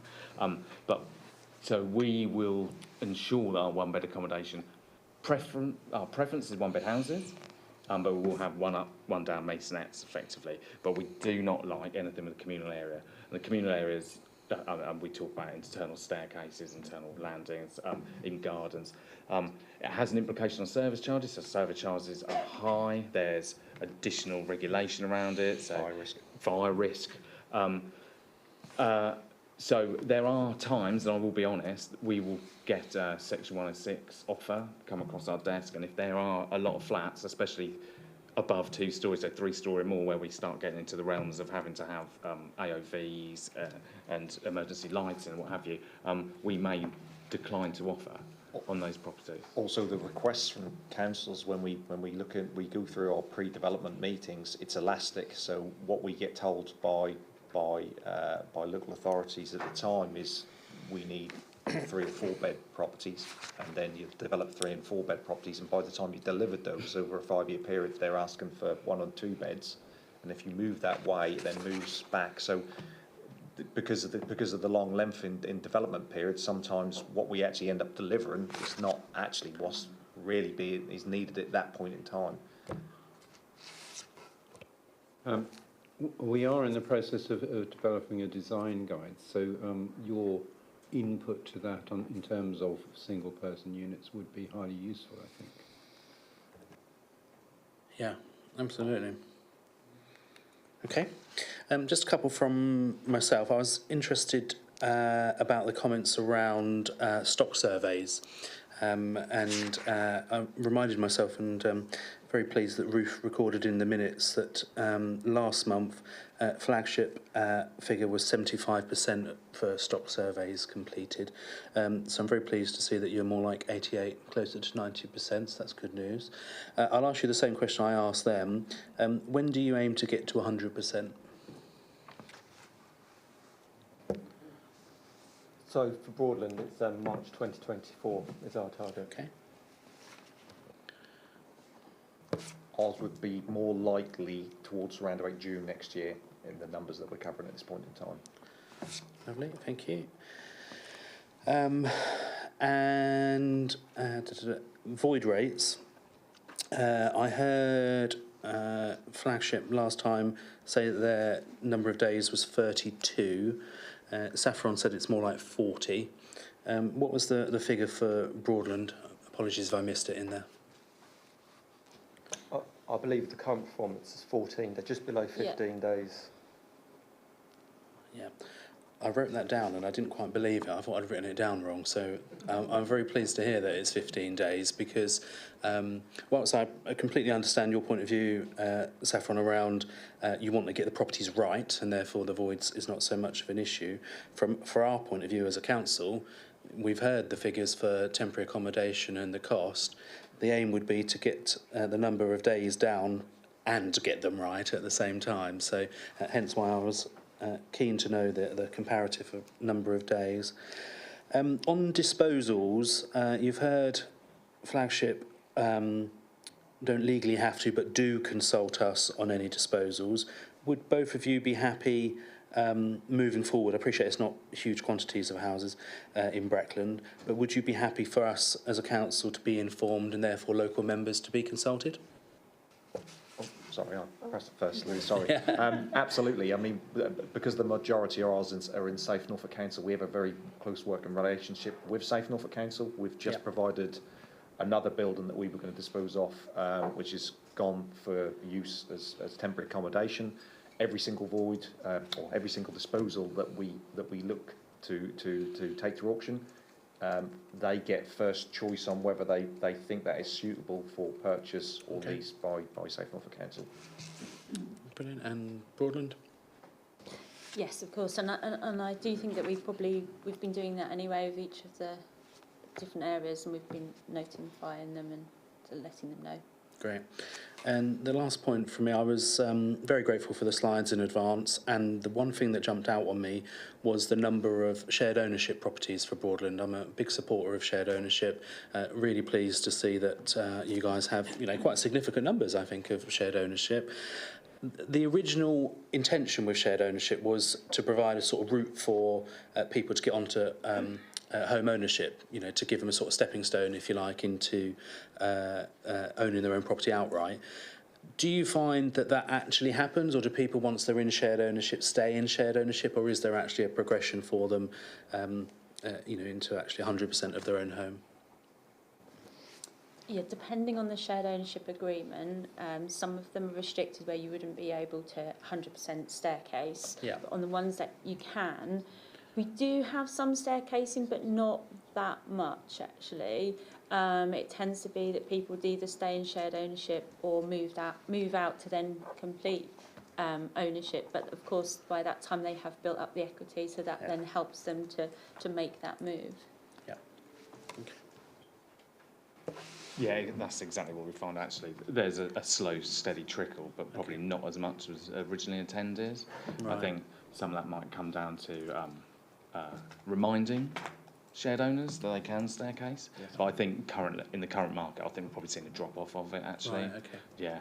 Okay. I would say also it's still a very popular product, even in the current financial market, but probably seeing a bigger variation of shares. People being able to afford different shares. Yeah. But they might have been able to afford 50%. Yeah. Maybe they can afford 35, 40 now. So. Well, it's good that level of flexibility is there. Brilliant. Any further questions, folks, before we finish this item? No? Thank you ever so much for coming. A very, very useful session. And if we could follow up afterwards with some of those contacts, that would be really useful. I've made a note of March 2024 for Broadland, and June 2024 for Saffron, so it may be that we invite you back next autumn to see how you're getting on. Oh, sorry, Claire. Just to follow on from that, I'd like to thank our guests from Breckland and Saffron for taking the time to come along today. And like Terry, I think it's very important that members are aware of the work and operations of our local HPs, and we look forward to close working communications going forward with both yourselves. Thank you. Thank you, and do feel free to depart. I appreciate you've probably got a lot to do. So we'll move on, folks. We've got 2 policies to review now, both circulated with the agenda. The first is item 9, which is the Houses in Multiple Occupation Licensing Policy. And Claire Bowers, Cabinet Member, to introduce, please. Thank you, Chairman. The Houses and Multiple Occupation Licensing Policy is scheduled to go to Cabinet on the 27th of November, which I'd just like to present. Houses in multiple occupation provide greatly needed housing options for people who cannot afford to live in self-contained accommodation or who benefit in other ways from sharing a dwelling with other people. The Council encourages the use and provision of these, but wants to ensure that they're safe and well managed. Legislation requires the Council to licence houses in multiple occupation HMOs with 5 or more people living in them. Licence conditions require safety standards, including fire safety and standards for the number of kitchen and bathroom facilities. A licence will last up to 5 years, and the Council is able to cover its costs in implementing and running the licence scheme through a licence fee. The fees have been reviewed and updated to accurately reflect the costs for officers' time. The licensing process and the regulations covering HMOs has become more complex over the years, resulting in more time in administration and ensuring safety standards in licensed HMOs.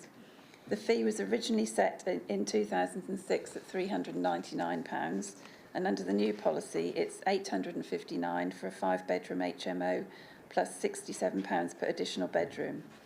The policy's been updated to enable officers to set licences for 1-year and 3-year periods for those properties or landlords which require additional monitoring instead of the typical 5 years. And officers are here to help explain this complex policy and answer any further questions that members may have. Thank you. Thank you very much. Any questions from members? Robert, please. Is that an annual fee that we're setting, or is that a licence period? It's per licence period, so for most law-abiding landlords that will be for 5-year licence. For licences where we need to keep a closer eye on the landlords because there's been previous poor behaviour and those kinds of things, then we will decide at the time to either licence for 1 year or 3, and then they'll have to pay that fee each licence period. Okay. Anybody else?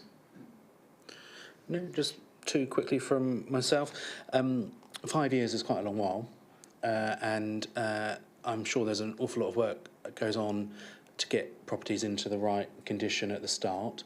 What checking process is there to make sure they're still complying and still actually suitable for a licence 3 years, 4 years down the line? For each property, built into the licence fee is a second inspection during the licence period. So those properties that have been licensed for 5 years, they will have an initial inspection, their licence conditions issued to them, and then an inspection further during the 5 years. For those that are more high risk because of previous offending behaviour, then they will have more inspections more regularly because they're a 1-year licence, so they'll have an inspection 4, 5, 6 months into the Brilliant, period. very pleased to hear that. Most of the complaints I get about HMOs, nearly always, they're unlicensed. What work are you doing as a team to encourage people to report what they assume are HMOs and a licence but are actually not? There is a reporting function on our website, but we have in the last 2 weeks got 2 new officers who will, one of their tasks is to deal with unlicensed licensable HMOs. They're enforcement officers, they will be out there looking for these as well as investigating the reports that we get. Some HMOs can fluctuate. you can have an HMO which one day will have 4 people in, the next day will have 5, 6, 7 people in. And so it's a matter of feet on the ground, looking for these and enforcing where necessary. We have the power now with our civil penalties policy, which was introduced in November 2021. We now have the power also to fine landlords who have unlicensed licenseful HMOs, so they will receive the enforcement fine, plus when we do come to licence them, they'll be licensed for a shorter period, as I said before. So we've got feet on the ground now. Brilliant, really pleased to hear that. I don't see anybody else indicating, so our task is to just note the report and it will go to Cabinet in due course. Members happy? Thank you very much. And we'll stick with you, Claire. We've got another one, the item 10, the Public Health Funerals Policy, pages 39 to 53. Thank you, Chairman. So again, this is scheduled for Cabinet on the 27th. So when someone dies, it's often a difficult period for everyone who's linked to the deceased. Some people do not have anyone or any family to arrange their funeral, and the Coroner's Office or the funeral director needs arrangements to be made.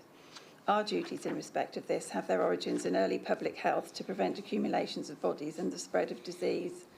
Whilst these duties are set in legislation, it's sensible to explain what these are in a policy so that the public, partners and officers can refer to these duties and easily understand them. The policy makes it clear what the Council will do where assistance is required in arranging public health funerals and how the Council will charge for officers' time. This will help avoid confusion and manage expectations. We receive an average of 18 funerals per year. The general cost of an unattended funeral is £995.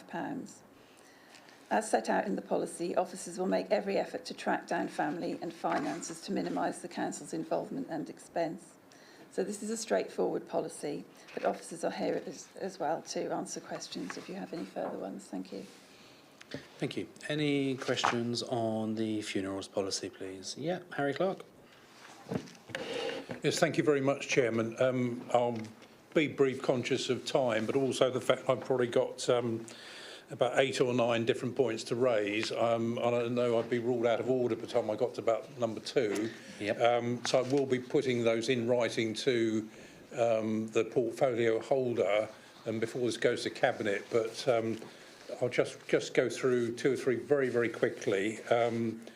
On section 2, paragraph 3, it looks to contradict itself as it says, it is only unattended direct cremation or burial.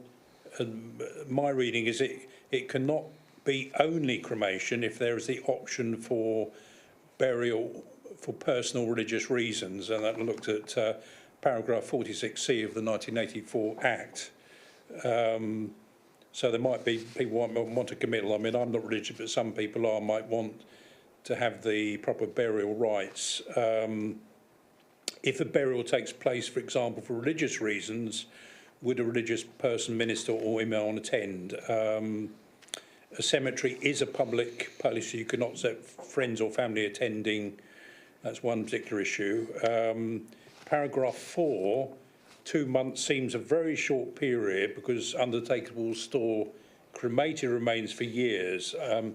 Are they sure they mean that they will be interred or scattered? Because interment is usually a lot more expensive than scattering. And paragraph 5, and I'll sort of finish about there, if families are unable to attend a funeral, they are unlikely to afford mediation. What is a reasonable time to give families a chance to resolve differences? Because we've had this at the Town Council locally, protracted disputes. If the ashes be scattered rather than interred as per paragraph 4, is that without witnesses a necessary rule? Why would it exclude someone who might wish to attend? There are 2 or 3 other issues. Again, they often they may only be single cases, but they do take up a lot of time. I know at parishes that's done that in Dereham. So I will put those in a sort of detailed thing there before that actually goes to Cabinet, because it may save complications and grief one way or another later on. Thank you, Chairman. Yeah, that'd be useful. It goes to Cabinet on the 27th of November, so you've got time to send those points through. And the same for anybody else if you spot anything as you read through. Members happy to note the policy as is, and it will go to Cabinet in due course? Yep. Thank you very much. Thank you very much for Jill and Ellen for attending, and Claire. I think we've dealt with the housing items now, so feel free to leave. We've got item 12, Rural Prosperity Fund. We've got Cassie, Andrew and Paul Clausen, Cabinet Member, waiting at the back. Thank you for waiting patiently. So the agenda item is to receive information on the Rural Prosperity Fund, its application and how it links to corporate objectives and town delivery plans. And this was a request from members of the Commission that we receive this update today. Who'd like to go first? As it's a technical item, Chairman, I think it's best you hear from these guys looking at the clock. Andrew. Thank you, Chair. Thank you, Paul. And conscious of the clock, I guess our proposal was me and Cassie will do you a bit of context and update, but obviously happy to answer any questions from Scrutiny. So I'll just kick off with a bit of the broader bits and hand over to Cassie to do the details on the grant schemes, which I know from the kind of framing of this is where members are particularly interested at the moment. So just as a recap, the kind of subject matter here is the Rural England Prosperity Funding grants, which have been made available to the District Council through the government's Levelling Up agenda, sponsored predominantly through the Department for Levelling Up Housing and Communities, and also DEFRA, and specifically targeting capital support to districts with a rural population, and rural in the context of the national definition being places with population below 30,000 people. So obviously absolutely applying to Breckland and the district. Effectively what the government has done is made available just over £1 million capital funding to the district to help prioritise, invest and passport to partners to deliver support for the rural economy. The majority of that funding will be made available to us in the next financial year, but as of October, 25% of that's been available to us in this current financial year. There's no revenue costs, unfortunately, associated with this process, so the kind of delivery and burden is being managed through the district's existing resources, and beneficiaries of this are only able to use this for capital purposes. To explain a little bit about our approach and to kind of pick up some of those questions about how this links to kind of stated economic strategy and the town delivery plans. So Breckland submitted an investment plan to DEFRA, which has been subsequently agreed, which effectively followed a logic that in the district's view, the best use of this investment would be to see it find home in places that are felt by a breadth of residents, community groups, businesses, not just in one single space or one single location. That ideally we should target investment which grows and levers in other investment, whether that be from businesses or other partners, and that we should be seeking to create things of tangible legacy so that there will be a benefit felt from this into the future.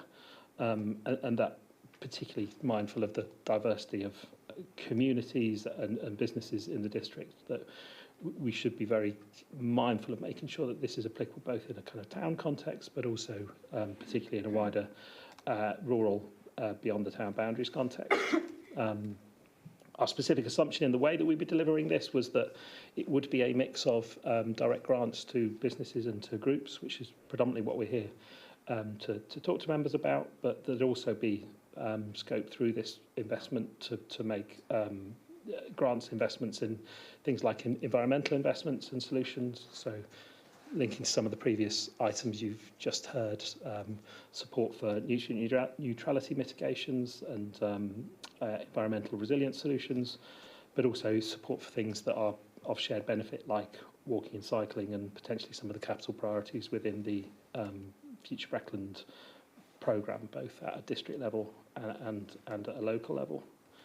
The kind of baseline for the investment plan was the council's refreshed evidence base and links to the corporate plan and the Future Breckland work, and effectively follows a few key bits of logic in that we are well aware that whilst employment rates remain very high in the district, that the kind of average wages and the value of employment remains lower than a lot of comparator areas, and we are a net exporter.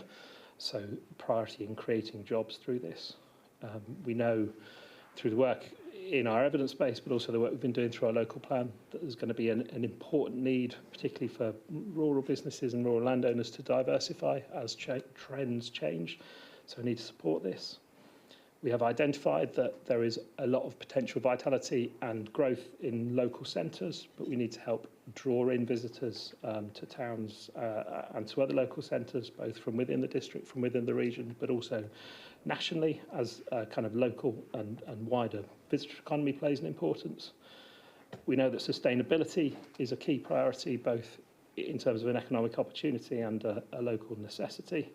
And we know, very much mindful of recent events, that environmental measures, resilience is very, very important. So these have been the key features of the kind of backdrop to some of our criteria, and as Cassie will explain in a second, they form a key part of what we're seeking or hoping to support through the grant scheme that we're running at the moment. I should flag as well that our intention in designing this, and the benefit of us being able to do this locally, is not to use things like a grant scheme as a single interaction with businesses, just about here's an opportunity to have some money. Do you fit the criteria? Yes, no. We are trying to use this as a gateway to start a dialogue. It could well be, and I fully expect it to be the case, that people may come forward for support through this means, and we can find other ways of helping them, whether that be through the planning process, through other activity that we're delivering with partners. So we are trying to use this as a gateway and a door to engage with different communities. That's the kind of headlines. As members are probably aware, we've now formally launched that grant scheme a week or so ago. If I could hand over, Chair, to Cassie, just to talk a bit more about the detail of how we will be running this and some of the key criteria. Thank you. So with the grant programme, obviously there are 4 schemes that we have launched. Andrew's currently covered and explained what those schemes are looking at. We've kept the criteria very broad to enable as many businesses, organisations to apply for these grants. There is one application form which is available directly on our website for all 4 grants. We have deliberately kept this to a minimum. The front page is all required information for all schemes, and then each scheme is then broken down once you've selected them. So we have the Rural Fund, which is focused on the diversification of businesses and landowners that are seeking to look at new operations, introduce new products, or look at expanding or new facilities within their investments. But also to look at their environmental measures. So Andrew mentioned the nutrient neutrality and flooding mitigations that can fall within this section. Business Growth Fund is focused around existing businesses that are looking for growth. We are not looking at startups within this programme, so they do need to trade for 12 months to be eligible. But this is looking at that greater employment opportunity, greater productivity to our local economy that we are seeing within the district. Local Centre Improvement Fund for towns, villages, just again, as Andrew mentioned, to bring that look, feel, but the footfall into the district and our locations. And the Community Infrastructure Fund to support more of the rural voluntary and community organisations that are looking to develop and work through the social economy measures that they can bring for growth and innovation. So as I mentioned, we've got one application form. It does break down into the detail. We have listed as much of the eligibility at the front page of the website, but as you go into the detail, there is more that is required. And depending upon which scheme you choose and to the value of the grant will depend on how much information you do need to provide.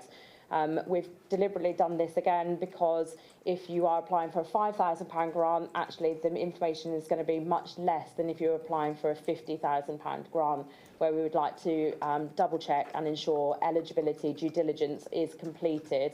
One, to ensure the business retention within the district or the community organisation, but the sustainability of that programme as well, and to mitigate any fraudulent applications that we get. We've based this upon the success we had with our COVID grants, that we managed to avoid any fraudulent applications through the due diligence that we as a team conducted. So the application process, just to confirm, is also, it will be processed through the business development team. So myself and my team will be looking through every application, and we are currently working on an open programme till the 30th of November. That will close, but we're working, as we go through that process, we're working with those businesses to identify is there further information required. So it's not just submit your application and we're not looking at it currently. We are looking as and when they come in, and I'm pleased to say that we have already received 10 applications in the week that it's been open. We're also aware of around 15 to 20 further applications that are due. So I do think that we'll have a good return on these grants to actually support and benefit the district. The application process, once it's submitted, and I think where some of the questions may have come from, we will, as I said, we'll process, we'll do the due diligence, that will be checks on financials, that will be checks on the bank accounts. We've got facilities that we used during COVID to double check these. We'll go back to businesses to ask to make sure we have those, the information, and then the officers will be looking to put a recommendation through to under the delegated authority that we have for sign-off, which is to our deputy leader and our portfolio holder for economy and growth, alongside the assistant director for economy and growth. So the sign-off process will be there. We also intend to inform all members as we go through this process. It's very important that we keep you updated how many applications we're receiving and what the outcome of those applications are at this time, and which wards have benefited from the grants. My final bit, and then I'll hand over to any questions that we have, is just around how we are making those decisions to which businesses, organisations receive the grants. We have set within all of the applications some outputs that are required for each application to meet. These are around new and safeguarded jobs, adopting technology processes to the business, increasing the turnover and productivity of those businesses, reduction of carbon emissions to support the net zero journey that we are all on, increased footfall or visitor numbers, and also increasing that resilience and supporting nature-based solutions. So businesses, we are not expecting to meet all of those outputs, but they do need to meet at least one of those outputs to benefit from the grant funding. And our assumption is on decision making, there will be three options. It will either be ineligible, no grant awarded, purely because they do not meet the eligibility, that they meet the eligibility and can demonstrate those outputs, and we would award the grants. But there may be some that we receive that actually are in that middle ground where they don't quite meet the eligibility and the high scoring that we are looking for, but we won't eliminate them. We will then go back to them. We will work with them to develop their application, discuss their application in more detail, and look to put them through future rounds of funding that we have available. We do plan to reopen this scheme in the new year. Thank you, Chair. Thank you, Andrew. Thank you, Cassie. Any questions? Yeah, Fabian, please. Thank you, Andrew. We're back on. Yeah, just to clarify, because you did sort of touch on the end, would you say to most people, because it is a very short window that we've got to get in, and if we're going to impact on the smaller businesses, particularly some of them now, they're probably thinking more ahead of Christmas and trade, to actually say at the moment, get those applications in and then we work with them depending on the size, because otherwise we could lose on applications, and I don't really want to see people being put off. Yes, thank you for the question. We definitely would encourage businesses to apply now. There will, as we say, we will be looking for at least one, maybe two further rounds of the programme, but I would encourage anyone now to put the application in. Even if it is just a basic, then we can work with them to develop their application or discuss if there's alternative funding available. We need to be mindful that this is not the only programme. We want to support them, but we are aware of other programmes throughout the county that could be beneficial to those businesses, and we'd really like to talk to them about those. Okay, good. Harry? Thanks very much, Cassie and Andrew and Councillor Clausen. Thanks for coming along and talking us through this. I've read through the policy, and obviously you've got the two tranches, the 25% and the 75%, and Councillor Eagles referred to the, the short time scale. One question is how, if at all, you're going to look at any equity across the district in terms of where those applications are coming in from, where we aren't getting any, attracting any interest, where we might hope for some. That's one question. The second one is there any limit on the net worth of the business? I'm thinking of if you had a landlord or business with a net worth of several million, they can have more capacity to apply for a grant than, say, a garage might want to lease a premise and expand, and then to take on an apprentice, which might be, an output there. In other words, we're moving away potentially. You've obviously got to have those where it's going to have an impact, but also a balance between not to those that have should more be given. Obviously, I'm keen for as much take up as possible, and also it's not just a separate strand for rural. It's the growth is presumably for all businesses the fund. Thank you. So I'll take it between us if that's all right, Councillor Clark. So just in relation, I'll do your first question. So in relation to kind of the timing and distribution, so we've already pushed this through our business network to over 4,000 businesses, and we will continue to push it to, and we will be kind of reflective of where there are gaps, and we'd be very grateful. We've had a lot of inquiries and a lot of support through members already on this, and would be grateful for that continuing to help make sure that no one is missing out and unaware of it. As Cassie's already mentioned, and kind of linking back to Councillor Eagle's point, this is round one of there will be more. So we will use this as a bit of a test and learn as well, to make sure that there aren't any kind of impediments unexpectedly geographically in terms of why groups aren't able to take up this. Do you want to talk about net worth? Thank you. Yeah. In terms of the net worth and the value, so the schemes are focused around sole traders, small micro businesses. The application form is kept really simple. So we've actually eliminated some of the information that we will require for businesses to submit at this stage, on the basis that it's more of an expression of interest and an introduction to understand what their programme is. If successful and a grant is awarded, we will then have there will be a requirement for further information to be provided to release that grant funding, and that's purely to the DEFRA and Department for Levelling Up for their requirements. So that is around the need for quotations, depending upon the value. So we've tried to limit it just to enable that actually those small businesses can actually apply. And that those that are larger, that have got more capacity, they probably aren't looking at this grant. They'll probably be looking at other grants that are available to them outside. I hope that answers your question. Okay. Roger?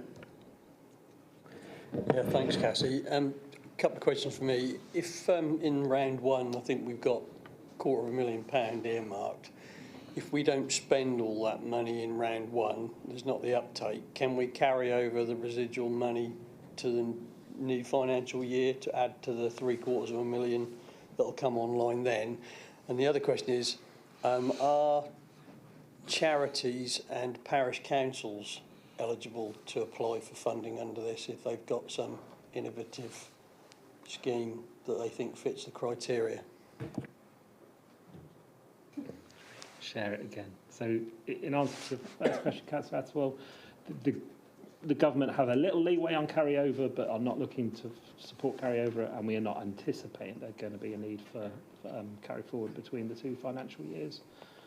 We are confident with the work we've already done with businesses and applicants that that's not going to be a challenge for us, but it is part of why we're running schemes now and in next year as well.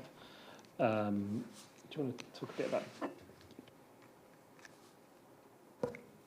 On eligibility for parish councils, charities, yes, they can apply.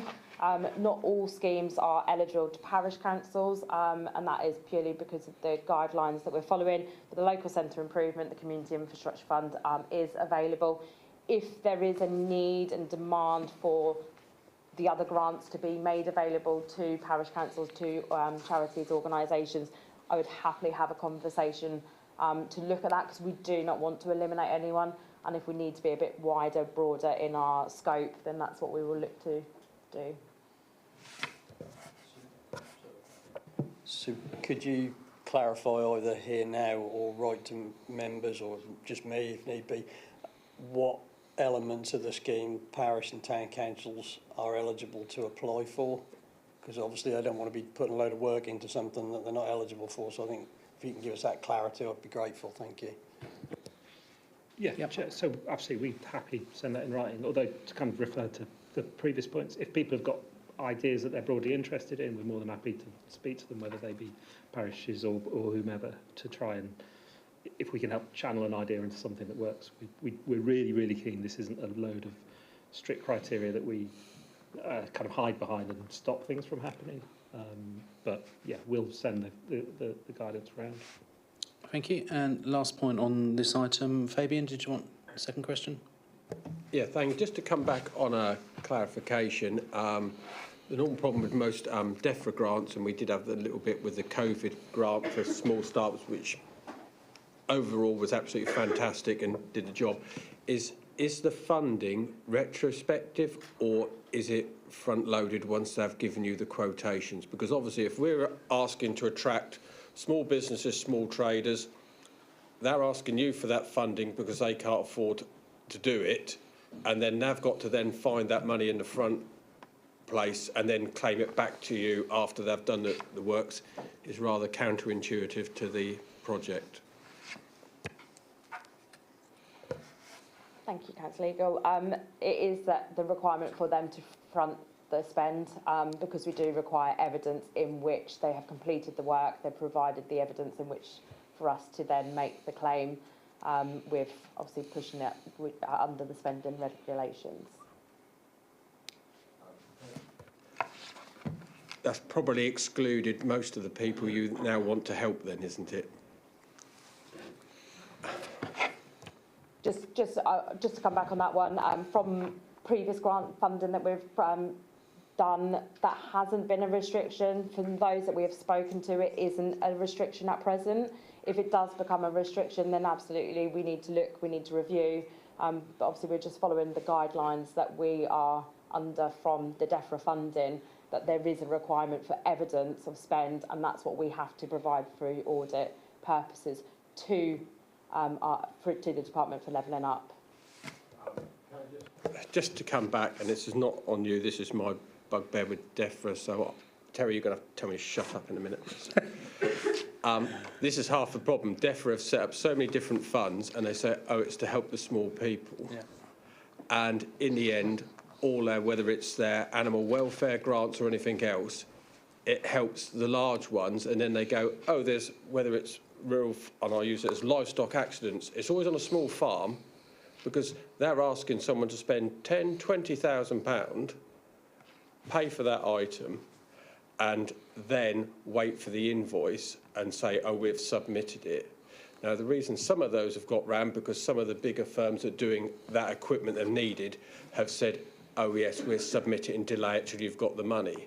So somewhere it needs to go back. If we're wanting to help what we want to help, we need to find a way round fairly quickly. Otherwise, we're helping those people who can afford to do it, and thank you very much, they've received a government subsidy and achieved what we want to do. But those people we need to help those businesses to improve, and that we need to find a way. I'm going to draw the... Well, I actually wholeheartedly agree with you, Fabian. Being somebody that used to write funding bids for charities, the difference in the terms and conditions actually can make all the difference in whether people even apply. Can I suggest, we've already got a commitment from you to go back to Roger in relation to what elements parish and town councils are eligible for. if you could pick up Fabian's point around some clarity on how flexible is the, is it a guideline, is it an absolute in terms of front-loading spend, if you just add some clarity when we go back around that. And my own point that I was going to raise was around definition of revenue and capital, because often with these government schemes, what they regard as revenue and capital is not what we would regard as revenue and capital. So it's just some clarity on that I think would be really useful. I would say the member briefing that you sent around was really good, so I'm really grateful for you for doing that. And if we can just tease out those other points, that would be beneficial. But I am conscious of time, so I am going to move on, but I think we've had a good discussion there. Moving on, item 13, then we've got outside body feedback, and Robert, do you have anything from HOSC? Well, HOSC are meeting as we meet, as they did last month, and as they will when your next special meeting is, so I shall look at both agendas before deciding which to attend. I mean, it's unfair that I don't come to this meeting in order to report on what they're doing, but I do furnish members of this commission with the minutes. You do. And the other notable thing I think that's happened is Ancient House Museum have submitted a lottery bid for the 100th anniversary of Ancient House. That went in last Friday. We should know in January. Good news. Any further outside body feedback? Peter, please. Thank you, Mr. Chairman. I'll start with the Breckland Youth Advisory Board, fondly known as YAB. They continued carrying out their summer programme events supporting young people outside of school hours in the school holidays. A new youth group has been set up in Thetford every Thursday, 4:30 to 6:30 in the library. There was 60 young people between the ages of 11 and 19 attended the first event, and this is a part of Breckland Council's Inspiring Communities programme. So it's been a very good successful start. QEH have held a couple of public recruiting roadshows in vacant town centre shops and had a massive interest in all areas for recruiting, including clinical, obviously targeting the young the students and who are taking medical degrees at the moment. And also I attended to myself, trying to get members of the public to join the hospital trust, which anybody can, and have a say on how your hospital is run. You can have as much input as you like. You can just sign up and have the monthly magazine newsletter come out to you, or you can join certain committees to have an impact on what happens at your hospital, and of course have your say on the new build project coming in 2030. Thank you, Mr. Chairman. Thank you for those updates, Peter. Any further outside body feedback from anybody? Nope, thank you. Item 14, scrutiny call-ins, there are none. Item 15, councillor call for action, there are none. Moving on to 16, the work programme, you'll see on page 60 through to 62. Ruth and I had a really good session where we populated the calendar for the year ahead, which you'll see on page 60. Well, you might see, because there's so much on it, it's quite small text now. That's the only problem with that page. We've taken all of the items that were on the work programme and worked out what meeting they would be best to be tabled at. So hopefully we've picked up all of the points that Commission members have asked for. And we've seen today the first of our Cabinet member presentations with Claire. Coming up in December, we've got Paul Hewitt. And as I say, in January, we'll have the additional meeting with the Leader of the Council, and February will be finance linked to the budget setting process, and Phil would be here anyway presenting the budget. So hopefully it's all on there. Please shout if not, and we can pick those up. So the last task today, date of next meeting. Roger, sorry. Items for future agendas. Yep. Could we call in early in the new year UK Power Networks to come back to Scrutiny. You don't know if you're aware, but as in the press today, we've had significant problems in Greston Hall and Beatley parishes with significant outages, and that's mainly because UK Power Networks have not at all been proactive with their maintenance of their network. They're just reactive. There is some emergency work that's going to be carried out next week, but I think we really need to get them in for a bigger conversation about the rural network and some of the challenges that they've got, and really convey, we need them to be more proactive in terms of tree cutting, pruning, telegraph poles, making sure that they're in good order, etc. And also there's the issue regarding compensation for residents. There seems to be a huge disparity over the compensation, what some residents can claim. Others have been told they're not eligible, even though their power has been out for 24 hours. I'd like to have that conversation with them. And also, I think there's a wider point for county council members who are in here. We need to have the conversation regarding the changeover of the phone system was earmarked for 2024, because these outages have highlighted a significant problem. The power goes off in the area. The mobile phone mast doesn't have any power to it, but UK Power Networks are expecting residents to communicate with them with mobile phone or through, a lot of people now have these voice cloud phones as opposed to a line, so you're reliant on your internet. And you know what the mobile signal's like in some of our rural parishes, you might as well be living in a lead-lined box. So if there's any chance that we could call them in for January, I think when Sam's going to be here would be a really good idea. And something else I'd like to see put on the forward programme is a presentation from the Safety Advisory Group.